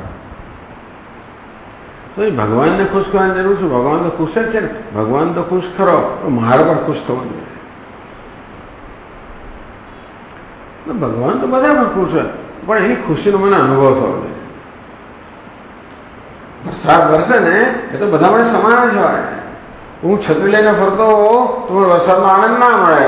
એ છત્રી જયારે ઢાંકી દઈએ ત્યારે આ વરસાદનો આનંદ મળે. જેવી રીતે આ રાગ દ્વેષી છત્રી લઈને ફરતો હોઉં છું ને, અમારા ભગવાન જે છે ને એનો અનુગ્રહનો આપણો અનુભવ થતો નથી. જેમ રાગ દ્વેષની છત્રી બંધ થતી જાય તેમ તેમ ભગવાનની ખુશી જે છે, એનો આનંદ છે, એનો પ્રેમ છે, એનો અનુભવ થતો જાય. જીવનમાં એનો આવિર્ભાવ થતો જાય. છેવટે જ્ઞાન થાય કે અસ્થિ, ભાતિ, પ્રેમ એ સચ્ચિદાનંદ કોણ છે? હું જ છું. અર્થાત પહેલું પેલી પગથિયું કયું છે? આ ઈશ્વરની અભિવ્યક્તિ છે. આગળ વધીને આ આત્માની મારી અભિવ્યક્તિ છે. આ ઘમંડ નથી, આ દ્રષ્ટિ છે. ઈશ્વરને છેવટે કે દર્શન કરવાના છે? આત્મ સ્વરૂપ ઈશ્વર. યહ પશ્યતિ સહ પશ્યતિ. આવું જે જુએ છે તે જ વાસ્તવમાં જુએ છે. અને તો મેં કહ્યું ને કે અહિંસા જીવનમાં, તો અહિંસા આપણા માટે મૂલ્ય બની જાય. સમત્વ દૃષ્ટિમાં કેવી રીતે અહિંસા આવે, તો કેવી રીતે આપણે જીવનમાં આ સમત્વને અપનાવવું જોઈએ.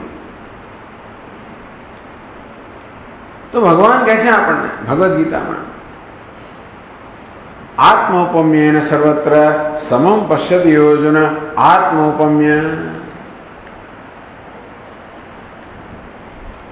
આત્મૌપમ્ય એટલે શું? આત્માની ઉપમા. જ્યારે જ્યારે કોઈ સાથે વ્યવહાર કરતો હોઉં ત્યારે જાણે કે મારી સાથે વ્યવહાર કરી રહ્યો હોઉં. ઊંચી વાત છે, પણ આવો પ્રયત્ન કરો. જ્યારે જ્યારે કોઈ સાથે વ્યવહાર કરો ત્યારે મારી સાથે વ્યવહાર કરો છું. જેવી રીતે હું હરીસા સમક્ષ ઉભો હોઉં તો સામે શું છે? હું જ છું, ભલે બીજો દેખાતો હોય. કેવા પ્રેમ છે, આમ પટિયા પાડ કરું છું ને.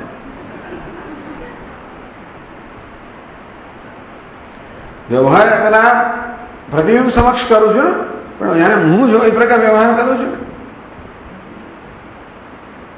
તેવી રીતે જાણે હું મારી સાથે વ્યવહાર કરું છું તો હું ક્યારેય મારી જાતને ઈજા કરી શકું નહીં. હું મારી જાતને ક્યારેય દુઃખ પહોંચાડવા નહીં ઈચ્છું. આમ કરું તો દુઃખ પહોંચાડવા ના કરો, આપણે ખાલી રમત કરતો હો. આમ કરું તો ઘણી વાર આપણે કરતા હોઈએ, કઈ આપણી જાતને પીડા પહોંચાડવા માટે નહીં, આનંદ રમત માટે કરતા હોય. પણ એની ભાવના કે જેવી રીતે હું મારી જાતને ક્યારેય દુઃખી કરવા ન ઈચ્છું, તેવી રીતે કોઈને દુઃખી કરવા ન ઈચ્છું, કોઈને મારાથી દુઃખ ના થાય. અનુદ્વેગકરમ વાક્યમ, હું એવું વાક્ય બોલું જેને કોઈનો ઉદ્વેગ ન જન્મે, એવું વર્તન કરું કોઈનો ઉદ્વેગ ન જન્મે, કોઈને લાગણી ન દુહાય.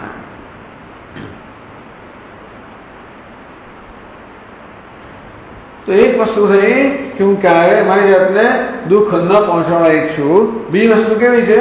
હંમેશા મારી જાતને સુખી કરવા ઈચ્છું. મારે શું ના કરવું ને શું કરવું એ તરત નક્કી થઈ જાય જ્યારે હું મારી સાથે વ્યવહાર કરતો હોઉં. ત્યારે બહુ સ્પષ્ટ થઈ જાય કે શું કરવું ને શું ના કરવું. પ્રશ્ન તો સ્વામીજી સમજ નથી પડતી કે શું કરવું ને શું ના કરવું. આ વ્યક્તિ સાથે કેમ વર્તન કરવું? પણ મને આવો કોઈ પ્રશ્ન મારી સાથે હોતો નથી. હું બહુ સ્પષ્ટ છું કે મારી જાતને હંમેશા સુખી કરવા જ ઈચ્છું, મારી જાતને ક્યારેય દુઃખી કરવા ન ઈચ્છું. બસ સ્પષ્ટ થઈ ગયું. આ બહુ મોટી વસ્તુ છે, પણ આ એક મૂલ્ય થઈ ગયું. અહિંસા મૂલ્ય બને. સમત્વ દૃષ્ટિમાં, જીવનમાં કુશળતા કોને કહેવાય? સમત્વ દૃષ્ટિ. યોગ એટલે સમત્વ દૃષ્ટિ એટલે અહિંસા. અહિંસા ક્યારે આવે? શ્રેષ્ઠ અહિંસા ક્યારે આવે? જ્યારે હું અન્યને પણ મારી દ્રષ્ટિએ જોતો હોઉં. આત્માની ઉપમાથી જે પ્રકારનું ધોરણ હું મારા માટે અપનાવતો હોઉં એવું ધોરણ બીજા માટે અપનાવું. મારી સગવડની કેવી હું દરકાર કરતો હોઉં છું. બીજાને જે થાય એટલે કરું, મારું કેવું પહેલા કરી લેતો હોઉં છું.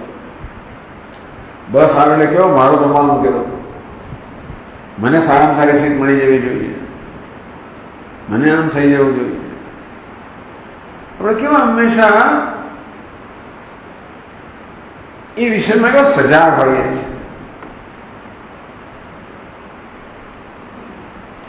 પહેલા કશું કરવા પહેલા આપણા વર્તનને જોવાની જરૂર છે. પહેલા તો આપણે જાતે સમજવાની છે કે આપણામાં ક્યાં હિંસા રહેલી છે, ક્યાં આપણે કેવો પક્ષપાત કરીએ છીએ, કેવો રાગદ્વેષ રહેલો છે, વગેરે વગેરે જરૂર છે, કેવો અન્યાય કરતા હોઈએ છીએ. પહેલા આપણે આપણી યાદ વ્યક્તિને સમજવાની જરૂર છે. આ બધા સજ્જનો છે, બધા સંત પુરુષ છે, ના પણ જે કંઈ થોડું ઘણું રહી ગયું હોય અંદર, આપણે શું કરવાનું છે? જે કંઈ અશુદ્ધિ રહી ગયો એને સાફ કરવાની છે. એટલે દરેકમાં અજ્ઞાનને કારણે કશું અહંકાર હોય, કશું ઘમંડ હોય, કશું મારું તારું હોય, કશું રાગદ્વેષ થવાનો છે. તેના લીધે આપણે પરિચિત થવું જોઈએ કે મારે કેવો સ્વાર્થ રહેલો છે. એ સ્વાર્થ પ્રેમ કેવું વર્તન કરતો હોઉં છું, એને કારણે કેવી રીતે મારા વડે બીજાને અન્યાય થઈ જતો હોય છે. કેવી નિષ્ઠુરતા દાખવતો હોઉં છું, કેવી ક્રૂરતા દાખવતો હોઉં છું, કેવો પક્ષપાત દાખવતો. પહેલા આ વસ્તુને જાણવાની જરૂર છે. એ પહેલા આપણા વ્યક્તિત્વને બરાબર ઓળખવાની જરૂર છે. પછી આપણે ખબર પડે કે કઈ જગ્યાએ કયા પ્રકારનો ફેરફાર કરવો, ક્યાં આપણી દ્રષ્ટિ બદલવી, ક્યાં ભાવના બદલવી, તરત ખબર પડશે. અને આપણે એનો ક્યારે પ્રયત્ન કરીશું? જો આપણે કુશળ જીવન જીવવા ઈચ્છીએ તો. આપણે જીવનમાં કુશળતા લાવવા ઈચ્છીએ તો, સફળતા લાવવા ઈચ્છીએ તો, જીવનને આપણે મંગળ બનાવવા માંગતા હોઈએ તો મને કોણ ના ઈચ્છે? દરેક જીવનમાં કુશળતા જ ઈચ્છે ને, સુખ જ ઈચ્છે, કોઈ દુઃખ તો ના જ ઈચ્છે. એને એક જ રીત છે. ભગવાન કહે છે કે જીવનમાં સુખી થવાની બીજી કોઈ રીત નથી. ગમે તેટલી આપણે જાતની ગોઠવણ કરી આવે આસપાસ, આ હોલ એને પેઇન્ટ કરાવીએ, એમાં પેલું જડીએ, ફલાણું 1000 વસ્તુ કરીએ ને, ઘરમાં કરીએ, બહાર કરીએ, અંદર કરીએ, શરીર પર જે કરવું એ કરીએ, એ બધી 1000 ગોઠવણ કરવાથી ક્યાંય ફેર નથી પડવાનો. ગોઠવણ ક્યાં કરવાની છે? આપણી વૃત્તિઓમાં, આપણી ભાવનામાં, આપણી એટીટ્યુડ્સમાં, આપણા મૂલ્યોમાં, આપણા વેલ્યુઝમાં. આપણામાં પરિવર્તન લાવવાની જરૂર છે. એ પરિવર્તન શેનાથી આવે? આપણી ભાવનાઓને બદલવા. યોગ કર્મ સુકૌશલ. આ યોગ તો ભાવનાનું નામ છે. એ સમત્વ છે. સમત્વમ યોગ ઉચ્યતે. આ સમત્વને યોગ છે. તો વ્યવહારમાં સમત્વ કરો. જે કર્મ કરતો હો એ દ્વારા કેવી રીતે હું કોઈને ઉપયોગી બનવું, મારા કર્મ દ્વારા કેમ કોઈકનું કંઈક અનુકૂળતા થાય, કોઈકને હું સુખ પહોંચાડવાનું સાધન બનું, મારા કર્મ દ્વારા જરા કંઈક સુખ પહોંચાડો, કંઈક શાંતિ ઉત્પન્ન કરો, કંઈક કોઈને આશ્વાસન રૂપ બનો, જરાક ઉપયોગી બનો. આવી ભાવના જ્યારે જ્યારે આપણને પરિસ્થિતિ આપણી સમક્ષ આવે આપણે કર્મફળ કહીએ. કર્મફળ એટલે પરિસ્થિતિ, જે પરિસ્થિતિ આપણે પ્રત્યેક ક્ષણે આપણી સમક્ષ આવે એ કર્મનું ફળ આવે છે. કેવી રીતે? એમાં ભગવાનનો આશીર્વાદ જોવાનો પ્રયત્ન કરો, તિરસ્કાર ન કરો. મને નથી ગમતું પણ તરત તિરસ્કાર કરવો એ બરાબર નથી. શું કરીએ છીએ જીવનમાં? જે આપણે અનુકૂળ ના તિરસ્કાર કરીએ છીએ. We reject. તો કે નહીં, આપણે કોનો તિરસ્કાર કરીએ? ઈશ્વરનો તિરસ્કાર કરીએ છીએ. કોઈ વ્યક્તિનો તિરસ્કાર એટલે ઈશ્વરનો તિરસ્કાર, કોઈ સંજોગોનો તિરસ્કાર એટલે ઈશ્વરનો તિરસ્કાર, કોઈ ઘટનાનો તિરસ્કાર એટલે ઈશ્વરનો તિરસ્કાર. આ બધાને આવકાર પાડે. આ વૃત્તિ છે. વર્તન જુદું છે, એ વૃત્તિ છે. એનાથી વર્તન નક્કી થાય. આમ જીવન આપણું કેવું બનતું તો જીવન એને નિસ્વાર્થ. કારણ કે સ્વાર્થ એટલે બીજાને મારા કરતા જુદો માનવો, મારી જાતને બે જુદા માનવું, એનો સ્વાર્થ. જ્યારે જ્યારે આપણે એકતા લાવવાનો પ્રયત્ન કરીશું, પોતાની જાતને બીજી જગ્યાએ મૂકવાનો પ્રયત્ન કરશું કે હું એ સંજોગોમાં હોઉં તો કયા પ્રકારના વર્તનની અપેક્ષા રાખું, એ પ્રકારે વર્તનનો પ્રયત્ન કરું તો ધીમે ધીમે નિસ્વાર્થ થાય. અને શું આવે? બધા આપણા શ્રેષ્ઠ ગુણો જે છે એ શ્રેષ્ઠ ગુણો આપણામાંથી પ્રગટ થાય. કયા ગુણો છે? દયા, અહેતુક દયા. આ તો માત્ર એક ગુણ કયા? ભગવાન કે આજે કુશળ પુરુષ એટલે કેવો હોય? અદ્વેષ્ટા સર્વભૂતાનાં મૈત્રઃ કરુણઃ એવ ચ. અદ્વેષ્ટા સર્વભૂતાનાં, પ્રાણી માત્ર પ્રત્યે દ્વેષનો અભાવ. ટૂંકમાં આપણે એવા બનીએ કે દ્વેષ જન્મે જ નહીં. વિચાર કરો કેવું થઈ, કેવું સરસ. દ્વેષ જ ના જન્મે, તિરસ્કાર જન્મે જ નહીં. કશી વસ્તુનો તિરસ્કાર થાય જ નહીં, કશી વસ્તુ પર દ્વેષ જન્મે જ નહીં. શરૂઆતમાં દ્વેષ જન્મે એને આપણે નિવૃત્ત કરીએ, તિરસ્કાર જન્મે તો આવકારની ભાવના સ્થાપિત કરીએ. શરૂ શું કરીએ? આ પ્રકારના મૂલ્ય હોય, આ એટીટ્યુડ હોય, ભાવના હોય, એ અહિંસાની ભાવના, એ સમત્વની ભાવના, એ ભગવાન આત્મસમર્પણની ભાવના, નિસ્વાર્થતાની ભાવના. એ પ્રારંભમાં મહાન દુઃખ આપનારી છે. કારણ કે આપણા અત્યારના વર્તનની વિરુદ્ધની છે. એમ લાગે બહુ અઘરું છે સ્વામી, આ વાત સાચી છે. પ્રારંભમાં દુઃખ, અંતમાં સુખ. પ્રારંભમાં દુઃખ, અંતમાં મુક્તિ. આમ આપણામાં જે સદગુણો ભરેલા છે જે પરમાત્મા બેઠેલો છે. આપણા જીવનમાં પરમાત્માનો આવિર્ભાવ એટલે શું? આપણા થયેલા સર્વ સદગુણોનો આવિર્ભાવ. જો પ્રેક્ટિકલ રીતે જોવા જઈએ તો આપણા જીવનમાં ઈશ્વરનો આવિર્ભાવ એટલે શું? સંત પુરુષ જીવનમાં શું જોઈએ છે આપણે? એમાં કેવી નમ્રતા હોય, કેવી કોમળતા હોય, કેવું વાત્સલ્ય હોય, કેવો પ્રેમ એમનામાં હોય, કેવી દયા હોય, કેવી કરુણા હોય, એવું કેવું આપણા જીવનમાં હોય છે ને. આપણું પણ એ વાત છે. માત્ર આપણી એ બધી ઉત્કૃષ્ટતા જે છે અત્યારે રાગ દ્વેષ વગેરે આવરણમાં જાણે કે ઢંકાઈ જાય છે, એનો આવિર્ભાવ કરવો. તો જીવન કેવું બની જાય? ક્યાંય કોઈ હે તો કે દયા. પછી દયા એટલે કોઈનો ઉપકાર કરીને પાછું ગણતરી ના હોય. અત્યારે શું છે? હું દયા કરું છું તો ખરો, ઉપકાર કરું છું, પણ ગણતરી હોય છે કે એ મારા પર શું ઉપકાર કરશે. હું અત્યારે ચાંદલો કોઈને ત્યાં આપવા જાઉં ને ત્યારે પછી ગણતરી કરું કે ભાઈ એ મારી દીકરીનું લગ્ન થાય ત્યારે મને શું આપવાનું છે, અથવા અહીં મારી દીકરીનું લગ્ન આટલું આપ્યું, મારે કેટલું આપવું. દરેક વ્યવહારમાં ગણતરી થતી હોય. કદાચ આપણે ઉપકાર કરતા હોય તો પાછળ વધુ ઉપકારની ગણતરી હોય. ચલો, તો ધીમે ધીમે ધીમે એ ઉપકારનો આનંદ આવતો જશે ને તો એ ગણતરી ઓછી થતી જશે. ભગવાન શું ઈચ્છે છે કે તમે કર્મનો જ આનંદ માણતા થશો ને, એ કરવામાં જે સમર્પણ એનો આનંદ માણતા થશો, પછી કર્મનું શું ફળ મળે એ મહત્વનું રહેશે જ નહીં. એવું ઈશ્વર દર્શન થતું રહેશે, આત્મદર્શન થતું રહેશે, અને જીવન સમર્પિત જીવન. જ્યાં સ્વાર્થ ના હોય ત્યાં શું છે? સમર્પણ છે. અંતેથી આ જ્ઞાની પુરુષ જે કુશળ છે એને એ અહો હોય. એનું જીવન કેવું છે? સમર્પિત જીવન. એને પોતે કઈ પ્રાપ્ત કરવાનું જરૂર નથી. ટૂંકમાં હવે એને જે પ્રાપ્ત કરી લીધું. સ્વામીજી તો શું એ કરોડપતિ બની ગયો એવું કોઈ નિયમ નથી. એ કોઈ પ્રધાન બની ગયો, પ્રાઇમ મિનિસ્ટર, એવું કોઈ નિયમ નથી. ટૂંકમાં દુનિયાવી સ્તરે શું પ્રાપ્ત કર્યું એવું મહત્વનું નથી. એને આંતરિક સ્તરે શું પ્રાપ્ત કર્યું એ મહત્વનું છે.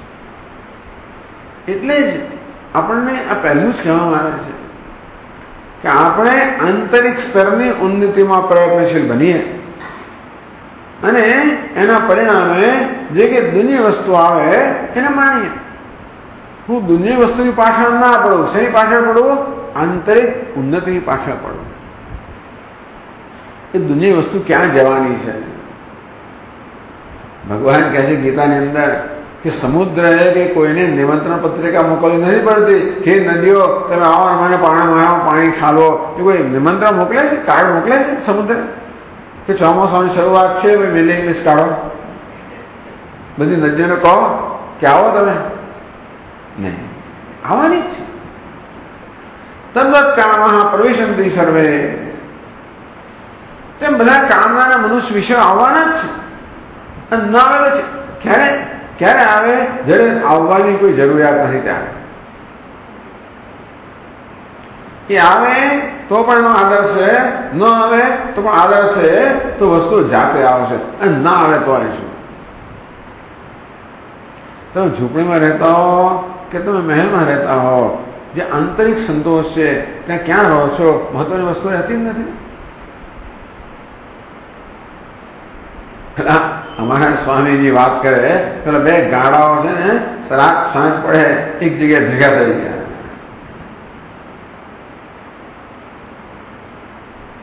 પેલા તારું નામ શું છે? જહાન ખાન.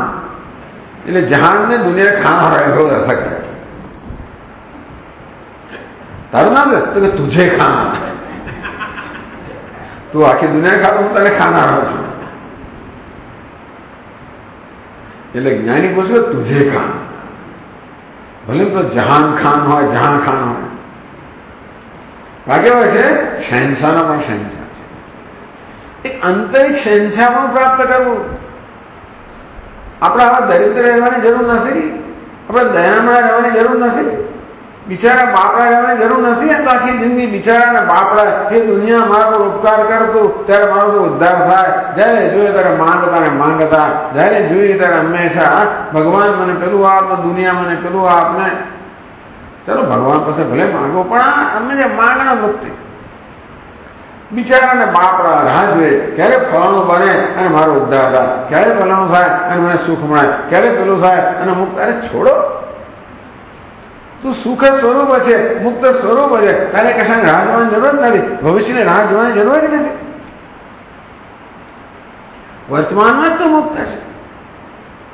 પરંતુ એ મુક્તિનો અવિર્ભાવ કરવા માટે આ પ્રકારની સમત્વની ભાવના, યોગ કર્મ સુકૌશલમ, સમત્વની ભાવના, અંતો સમર્પિત જીવન. એટલે જ્ઞાની પુરુષ માટે જીવન સમર્પિત છે એ સ્વભાવ થઈ ગયો, આપણા માટે એ મૂલ્ય થઈ ગયું. નિમિત્ત માત્ર એ તો બધું કર્મ કરે છે, એનો કોઈ કર્મનો અભિમાન નથી હું કરી રહ્યો છું. ઘણું બધું કર્મ હારે એનું જીવન સમર્પિત, અભિમાન નથી હું કરી રહ્યો છું. એ જાણે છે કે મારી દ્વારા ઈશ્વર જ કરી રહ્યો છે. આપણે કર્મ કરીએ ત્યારે અભિમાન હોય છે કે હું કરું છું, હું કરું. એ જ અજ્ઞાનતા શકળનો ભાર જેમ શ્વાન તાણે. શકળનો ભાર કોણ તાણે છે? પેલો બળદ તાણે છે. પેલો નીચે ફરતો કૂતરો છે, હું શકળનો ભાર, આ ગાળો હું ખેંચું છું. ખરે કોણ ખેંચે છે? પેલો બળદ ખેંચે. તેમ બધું ખેંચનારો ઈશ્વર છે. હું શું કહું છું? મેં કર્યું.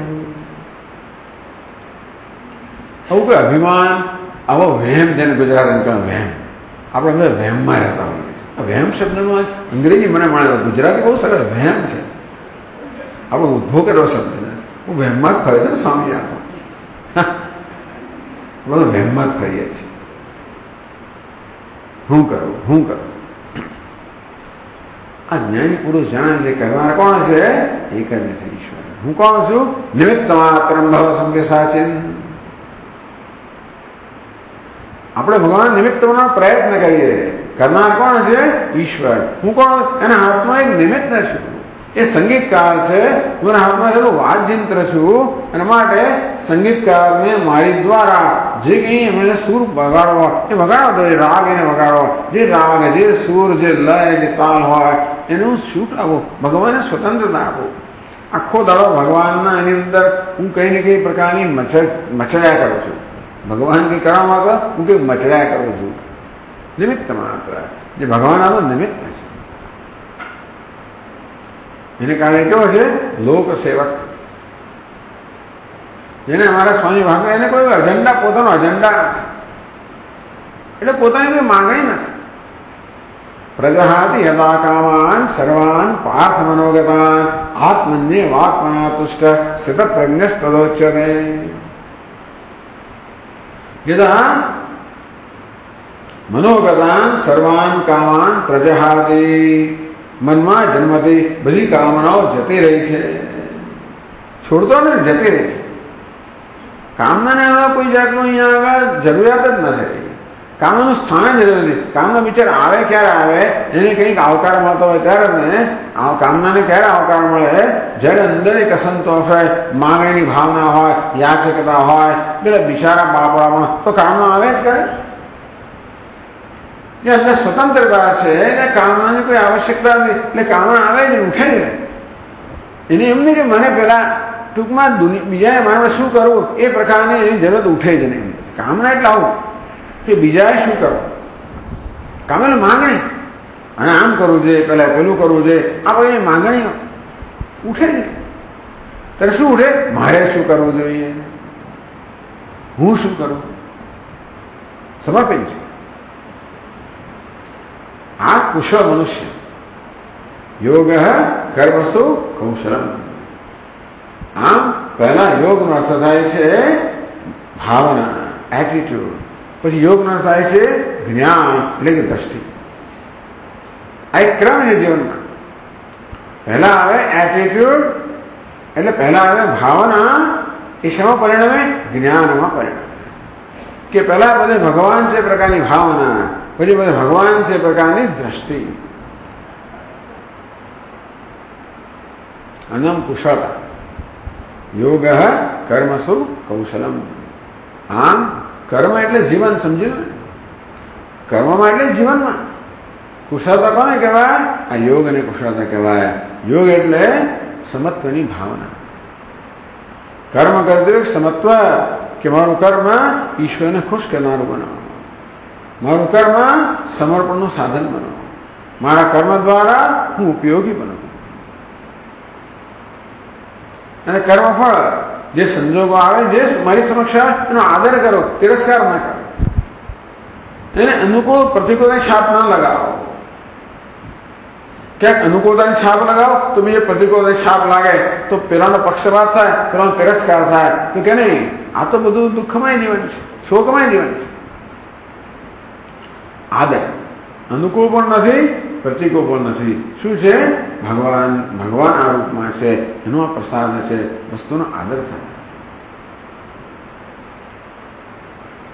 એમ કરતા કરતા પછી બધે ભગવાન જે દેખાવા મળે આપણને, એનો અનુભવ થવા માટે, અને પછી ભગવાન હું જ છું એ જ્ઞાન થાય, અને મનુષ્ય મુખ્ય અર્થમાં કુશળતા પ્રાપ્ત કરે.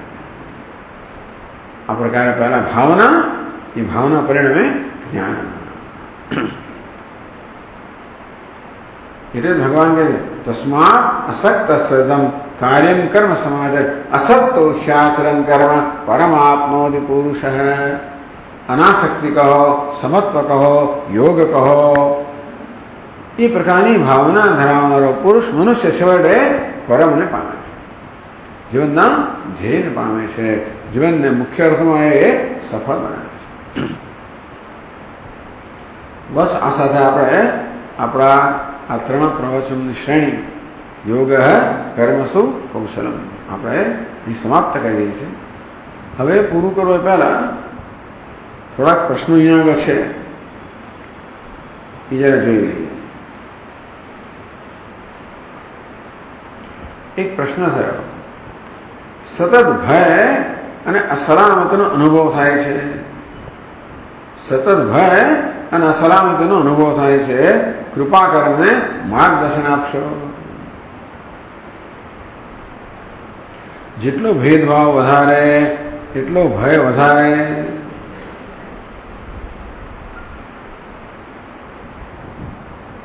અંતેથી જે કંઈ આવે છે મારી અસલામતી કેમ છે, ભય કેમ છે?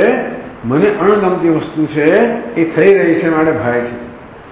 અણગમતું મને ના થવું જોઈએ, મને ગમે એ વસ્તુ થવી જોઈએ તો જ હું સુખી હોઉં, અને નહીં તો સુખી ના હોઉં. આપણે એક જાતનો નિર્ણય કર્યો કે અમુક વસ્તુ બને તો જ સુખી, અમુક ના બને તો સુખી. મને માન મળે તો સુખી, અપમાન થાય તો દુઃખી, મને સ્તુતિ થાય તો સુખી, નિંદા થાય તો દુઃખી. આ છોડો કે મને માન જ મળવું જોઈએ, મારું અપમાન ના થવું જોઈએ. અપમાન ભગવાનનો પ્રસાદ છે, ચાલો મારું પાપ કપાયું.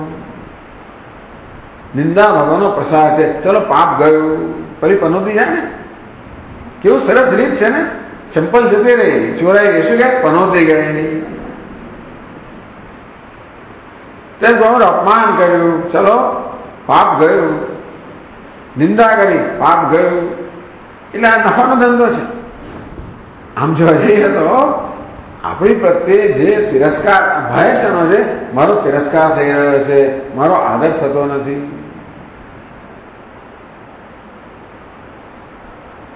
ચલો આ રૂપમાં ઈશ્વર આવી રહ્યો છે, એવું છે ને. આપણી સમક્ષ જે પ્રકારનું વર્તન થઈ રહ્યું છે એની પૂર્વ તૈયારી હોય તો વસ્તુ આપણે એટલી ચાલે નહીં. મેં જાણીએ છીએ કે આ વ્યક્તિનો આ પ્રકારનો સ્વભાવ છે, આ વ્યક્તિ આમ જ વર્તશે, અને તેથી આપણે પહેલે તૈયારી હોય કે જે આમ બોલશે, આમ કરશે, આમ વર્તશે.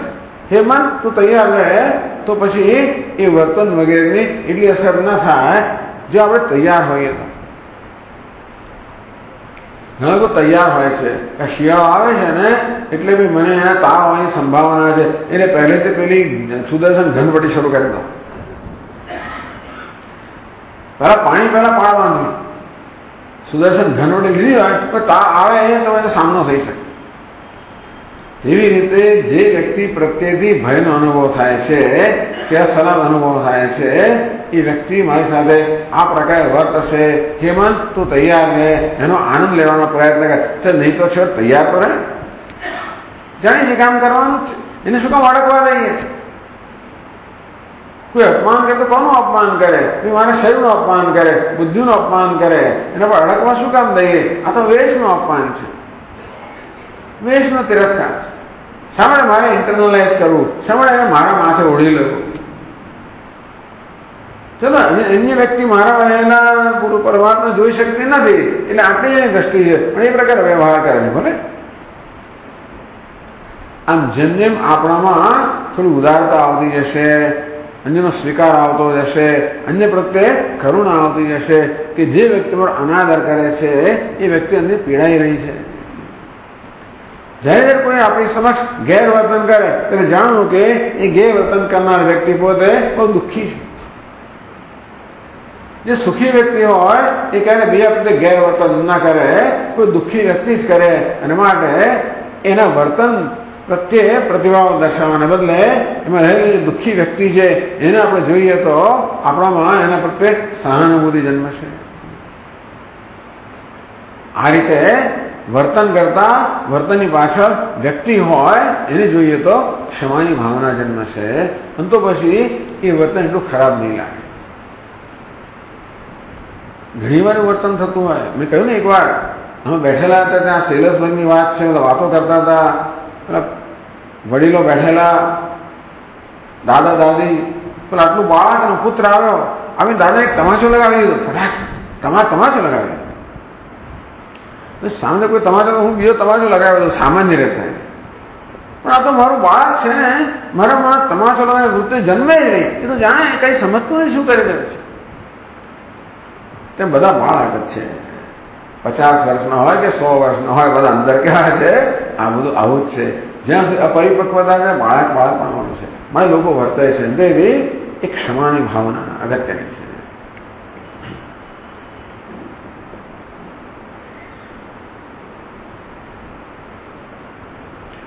શું કર્મ યોગપૂર્વક કુશળતાથી કરવામાં સંચિત કર્મ ભાગ ભજવતા હોય છે?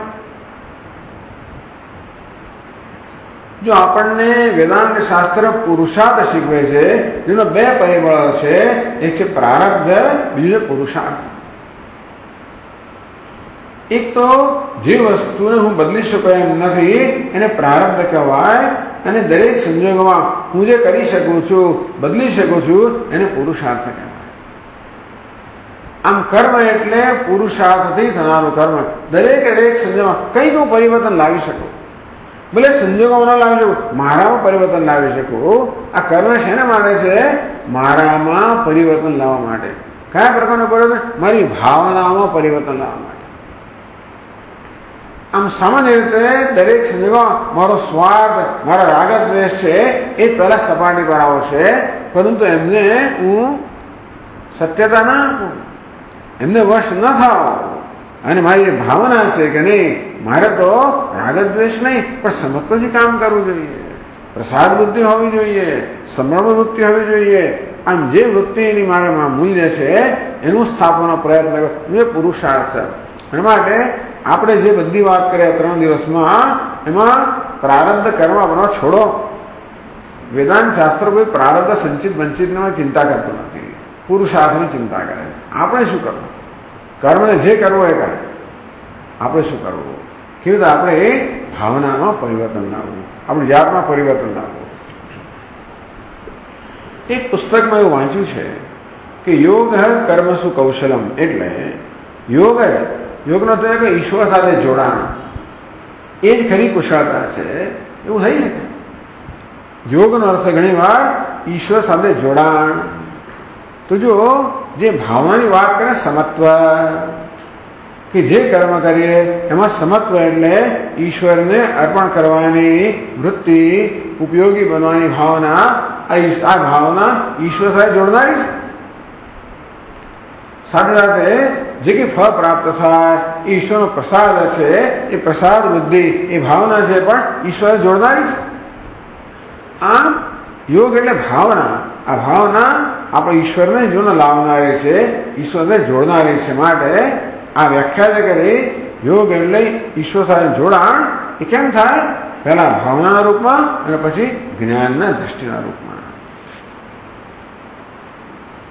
હવે તમને લોકોને કદાચ ખબર હશે, છેલ્લી શોધખોળ થઈ, છેલ્લી કરતા પહેલી એક પાર્ટિકલ શોધાયો, એને શું કહે છે? God's particle, boson. ક્યાં આગળ? યુરોપની અંદર. એ લોકો શું કહે છે? જગતનો નાનામાં નાનો પાર્ટિકલ, નાનો નાનો કણ, એ સમગ્ર જગત બનેલું છે. એ લોકો ગોડ પાર્ટિકલ કહે છે. વૈજ્ઞાનિકોને શું કહે છે? God particle. ગોડ એટલે ઈશ્વર કણ. એ લોકો એટલે કારણ કે આ કણ જો આપણે સમજી શકીએ તો જગતને સમજી શકીએ, અને તો જગતના કાળને સમજી શકીએ તો ઈશ્વરને સમજી શકીએ. એટલા માટે એ લોકો ગોડ પાર્ટિકલ કહે છે. પણ એ તો વેદાંત શાસ્ત્ર કહે છે કે ભાઈ આ સમગ્ર જે મેટર કહો તમે, જેને આપણે આ નક્કર પદાર્થ કહીએ છીએ, એ બધા ઉર્જાના તરંગો છે. એક ઉર્જા રહેલી જ છે એની પાસે. એ ઉર્જા એટલે જ ઈશ્વર. ઉર્જા એટલે આપણે એને ઉર્જા ના કહીએ, આપણે એને કોન્શિયસનેસ કહીએ, ચૈતન્ય કહીએ. એ જ ઈશ્વર રહેલો છે. આપણા દેશની અત્યારની અરાજકતા ભરી પરિસ્થિતિના નિવારણ માટે શ્રીમદ ભગવદ ગીતા કેવી રીતે ઉપયોગી બની શકે? દેશની અરાજકતા, આપણા દેશમાં શું વધી ગયો છે? ભેદભાવ વધી ગયો. હિન્દુઓ જુદા, મુસલમાન જુદા, ગુજરાતી જુદા, મરાઠી જુદા, પછી બ્રાહ્મણ જુદો, પછી વૈશ્ય જુદો, પુરુષ જુદો, સ્ત્રી જુદો, નોકર જુદો, સાહેબ માલિક જુદો. આપણા આ જેમ જેમ જુદા પણ તીવ્ર થાય તેમ તેમ સંઘર્ષ વધવાનો છે. આંતરિક સંઘર્ષ અને બહારનો સંઘર્ષ, આ બધો જ ભેદભાવ પર રચાય છે. અત્યારે આપણે નક્કી કરીએ આપણે બધા એક જ પૃથ્વીના નિવાસી છીએ, અને તેથી બસ બધા લોકો એક જ પૃથ્વીના સિટીઝન છે. તો શું થઈ જાય? તો દેશની બાઉન્ડ્રી બી રહે જ નહીં. ધારો કે આ તો કંઈ કરવાનું નથી, બધા કઈ સીમા રહે જ નહીં. અત્યારે શું થાય છે કે હિન્દુસ્તાન મારો દેશ ગણું છું ને, એટલે આસામમાં કશું થાય તો આખો દેશ છે ને ત્યાં આગળ એને મદદ કરો દોડે. જેમ શરીરના એક ભાગમાં કશું થાય, આખું શરીર છે ને એને મદદ કરવા દોડે. ત્યાં દેશના આપણે કહેતા હોઈએ તો ક્યાંક કશું તરત એને મદદ કરવા દોડે. કચ્છમાં ભૂકંપ થાય તો આખો દેશ એને મદદ કરવા દોડે. દુનિયાને જો એક ગણવામાં આવે, હવે દુનિયા નાગરિક છે માનવામાં આવે, તો પછી ઇથિયોપિયામાં કશું થાય તો પણ આપણામાં જ થઈ રહ્યું છે. કોંગોમાં કશું થાય તો આપણામાં થઈ રહ્યું છે. તો શું થઈ જાય? આ બધી અરાજકતા જતી, બધી બધો સંઘર્ષ આ ભેદ દૃષ્ટિમાંથી આવેલો છે. ભગવદ્ ગીતા આવી રીતે સમત્વ દૃષ્ટિ, અભેદ દૃષ્ટિ શીખવે છે. એ માટેની ભાવનાઓ શીખવે છે. જેટલા અંશે આપણે ચર્ચા કરી એ પ્રકારની ભાવનાઓ જીવનમાં આવે એટલા પ્રત્યે એટલા અંશે એક સંવાદિતા સ્થપાય, એક સ્વસ્થતા સ્થપાય, પરસ્પર આદર સ્થપાય, પરસ્પર પ્રેમ સ્થપાય. બધા જ પૂર્વજન્મમાંથી મુક્તિ માંગે છે. પૂર્વજન્મ થાય તો વાંધો શું છે? કારણ કે ગત જન્મની આપણને ખબર નથી, તેની ચિંતા શા માટે? ગીતાજી આપણે સાધકો મુમુક્ષુ તો આ જન્મ કરતા વધુ સારું બીજું જીવન પ્રાપ્ત કરવાના જ છીએ, તો પુનર્જન્મથી મુક્તિ શા માટે? માટે માગવામાં આવે કે પુનર્જન્મ તો કારણ શરીરનો છે, આત્મા અલિપ્ત છે, તો ભાઈ આત્માએ કારણ શરીરની સામે ચિંતા કરવી, આ અંગે ગૂંચવણ દૂર કરવા વિનંતી. જો ભાઈ આપણે કોઈ જન્મમાંથી પુનર્જન્મમાંથી આપણે મુક્તિ માંગીએ એટલે આપણે માત્ર દુઃખમાંથી મુક્તિ માંગીએ છીએ. તમે આ જન્મ વિશે વિચાર કરો કે આ જન્મ સુખ છે કે દુઃખ છે? દુઃખમ દુઃખમ દુઃખમ દુઃખમ દુઃખમ સુખમ, દુઃખમ દુઃખમ દુઃખમ દુઃખમ સુખમ. જન્મ એટલે શું? દેહ સાથે તાદાત્મ્ય. જન્મ એટલે દેહ સાથે તાદાત્મ્ય. દેહ સાથે તાદાત્મ્ય એટલે હું આ દેહ જેવડો છું, અલ્પ છું, અધૂરો છું, પૂર્ણ છું, ભયભીત છું, અસલામત છું. એમાંથી પછી રાગ દ્વેષ બધું દુઃખ જન્મે. જન્મનો અર્થ છે દેહ સાથે તાદાત્મ્ય. એટલે જ્ઞાની પુરુષ તો પુનર્જન્મ મુક્ત છે. એટલે અત્યારે જીવે છે ત્યારે પણ જન્મથી મુક્ત થઈ ગયો, દેહ સાથે તાદાદ મુક્ત થઈ ગયો. કે વેદાંત શું ઈચ્છે છે કે આપણે દેહ સાથેના તાદાદ પણ મુક્ત થઈએ જ્ઞાન દ્વારા. એ જ્ઞાનની બે કક્ષાઓ કહેવામાં આવી. પહેલું તો ભાવના, યોગની ભાવના, અને બીજું યોગ એટલે જ્ઞાન. આ રીતે આપણે જન્મ્યા જ નથી એ જ્ઞાન, એનું નામ પુનર્જન્મથી મુક્તિ. આપણો જન્મ જ નથી. ન જાયતે મ્રિયતે વા કદાચિત, જન્મ જ નથી. એ પ્રકારનું જ્ઞાન એટલે જ જન્મથી મુક્તિ. જન્મ એટલે જન્મ મહત્વનો નથી, એનો છે દુઃખ. કેમ દુઃખ? જન્મ એટલે શરીર પ્રાપ્ત કરવું, દેહમાં અહમ ભાવ હોવો, એમાં મમ ભાવ હોવો, બધી રાગદ્વેષ હોવા, એમાંથી અનેક પ્રકારના સંઘર્ષ હોવા, એનું નામ દુઃખ કે શોક. એમાંથી મુક્ત થવું એટલે પુનર્જન્મથી મુક્તિ. આ સાથે આપણો પ્રશ્નો પૂરા થયા. પ્રાર્થના સાથે આપણે સમાપ્ત કરીએ.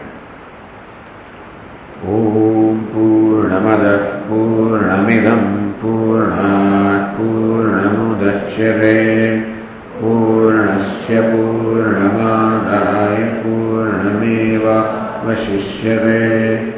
ઓમ શાંતિ શાંતિ શાંતિ. હરિ ઓમ. શ્રી ગુરુભ્યો નમઃ. હરિ ઓમ. શ્રી કૃષ્ણ માધવા ગોવિંદ ગોપાલ. શ્રી કૃષ્ણ માધવા ગોવિંદ ગોપાલ. શ્રી કૃષ્ણ માધવા ગોવિંદ ગોપાલ. શ્રી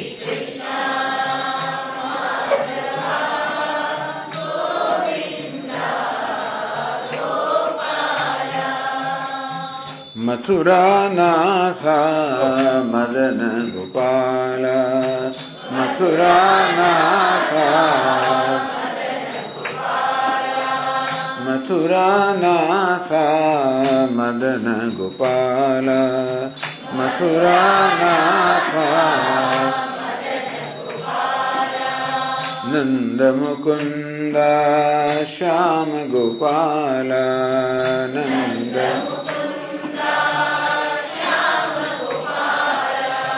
નંદ મુકુંદ શ્યામ ગોપાલ. નંદ મુકુંદ. શ્રી કૃષ્ણ માધવા ગોવિંદ ગોપાલ. શ્રી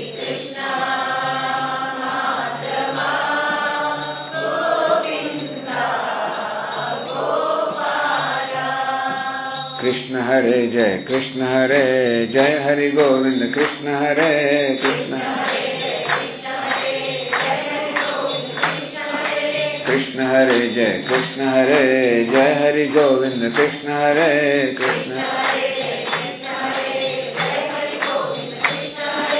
कृष्ण हरे जय कृष्ण हरे जय हरि गोविंद कृष्ण हरे कृष्ण. कृष्ण हरे जय कृष्ण हरे जय हरि गोविंद कृष्ण हरे कृष्ण. श्री कृष्ण माधवा गोविंद गोपाल. श्री कृष्ण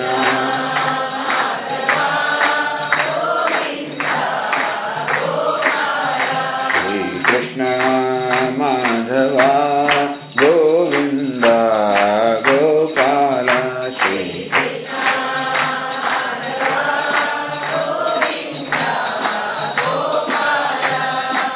मथुरानाथ मदन गोपाल.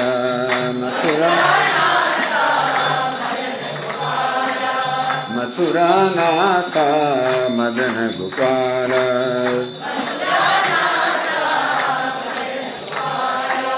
नंद मुकुंद श्याम गोपाल.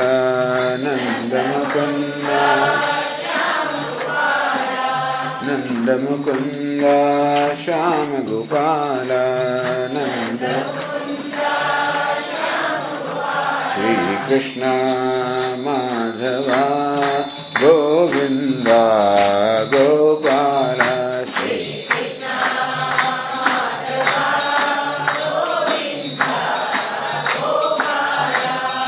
कृष्ण माधवा गोविंद गोपाल श्री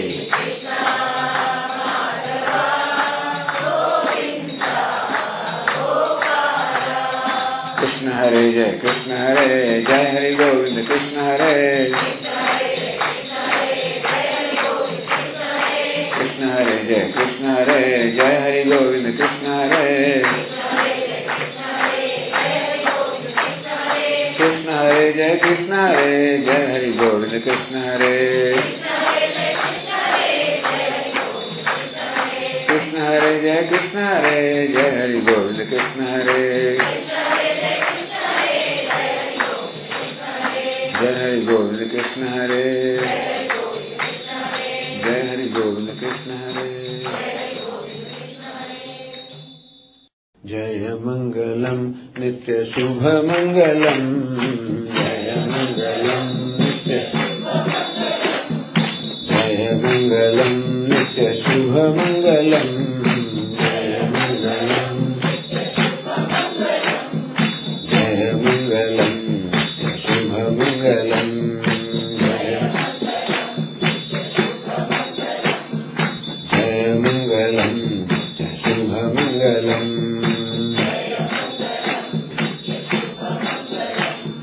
जय मंगलम नित्य शुभ मंगलम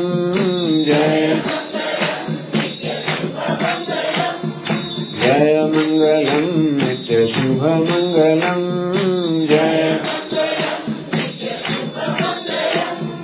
जय मंगलम नित्य शुभ मंगलम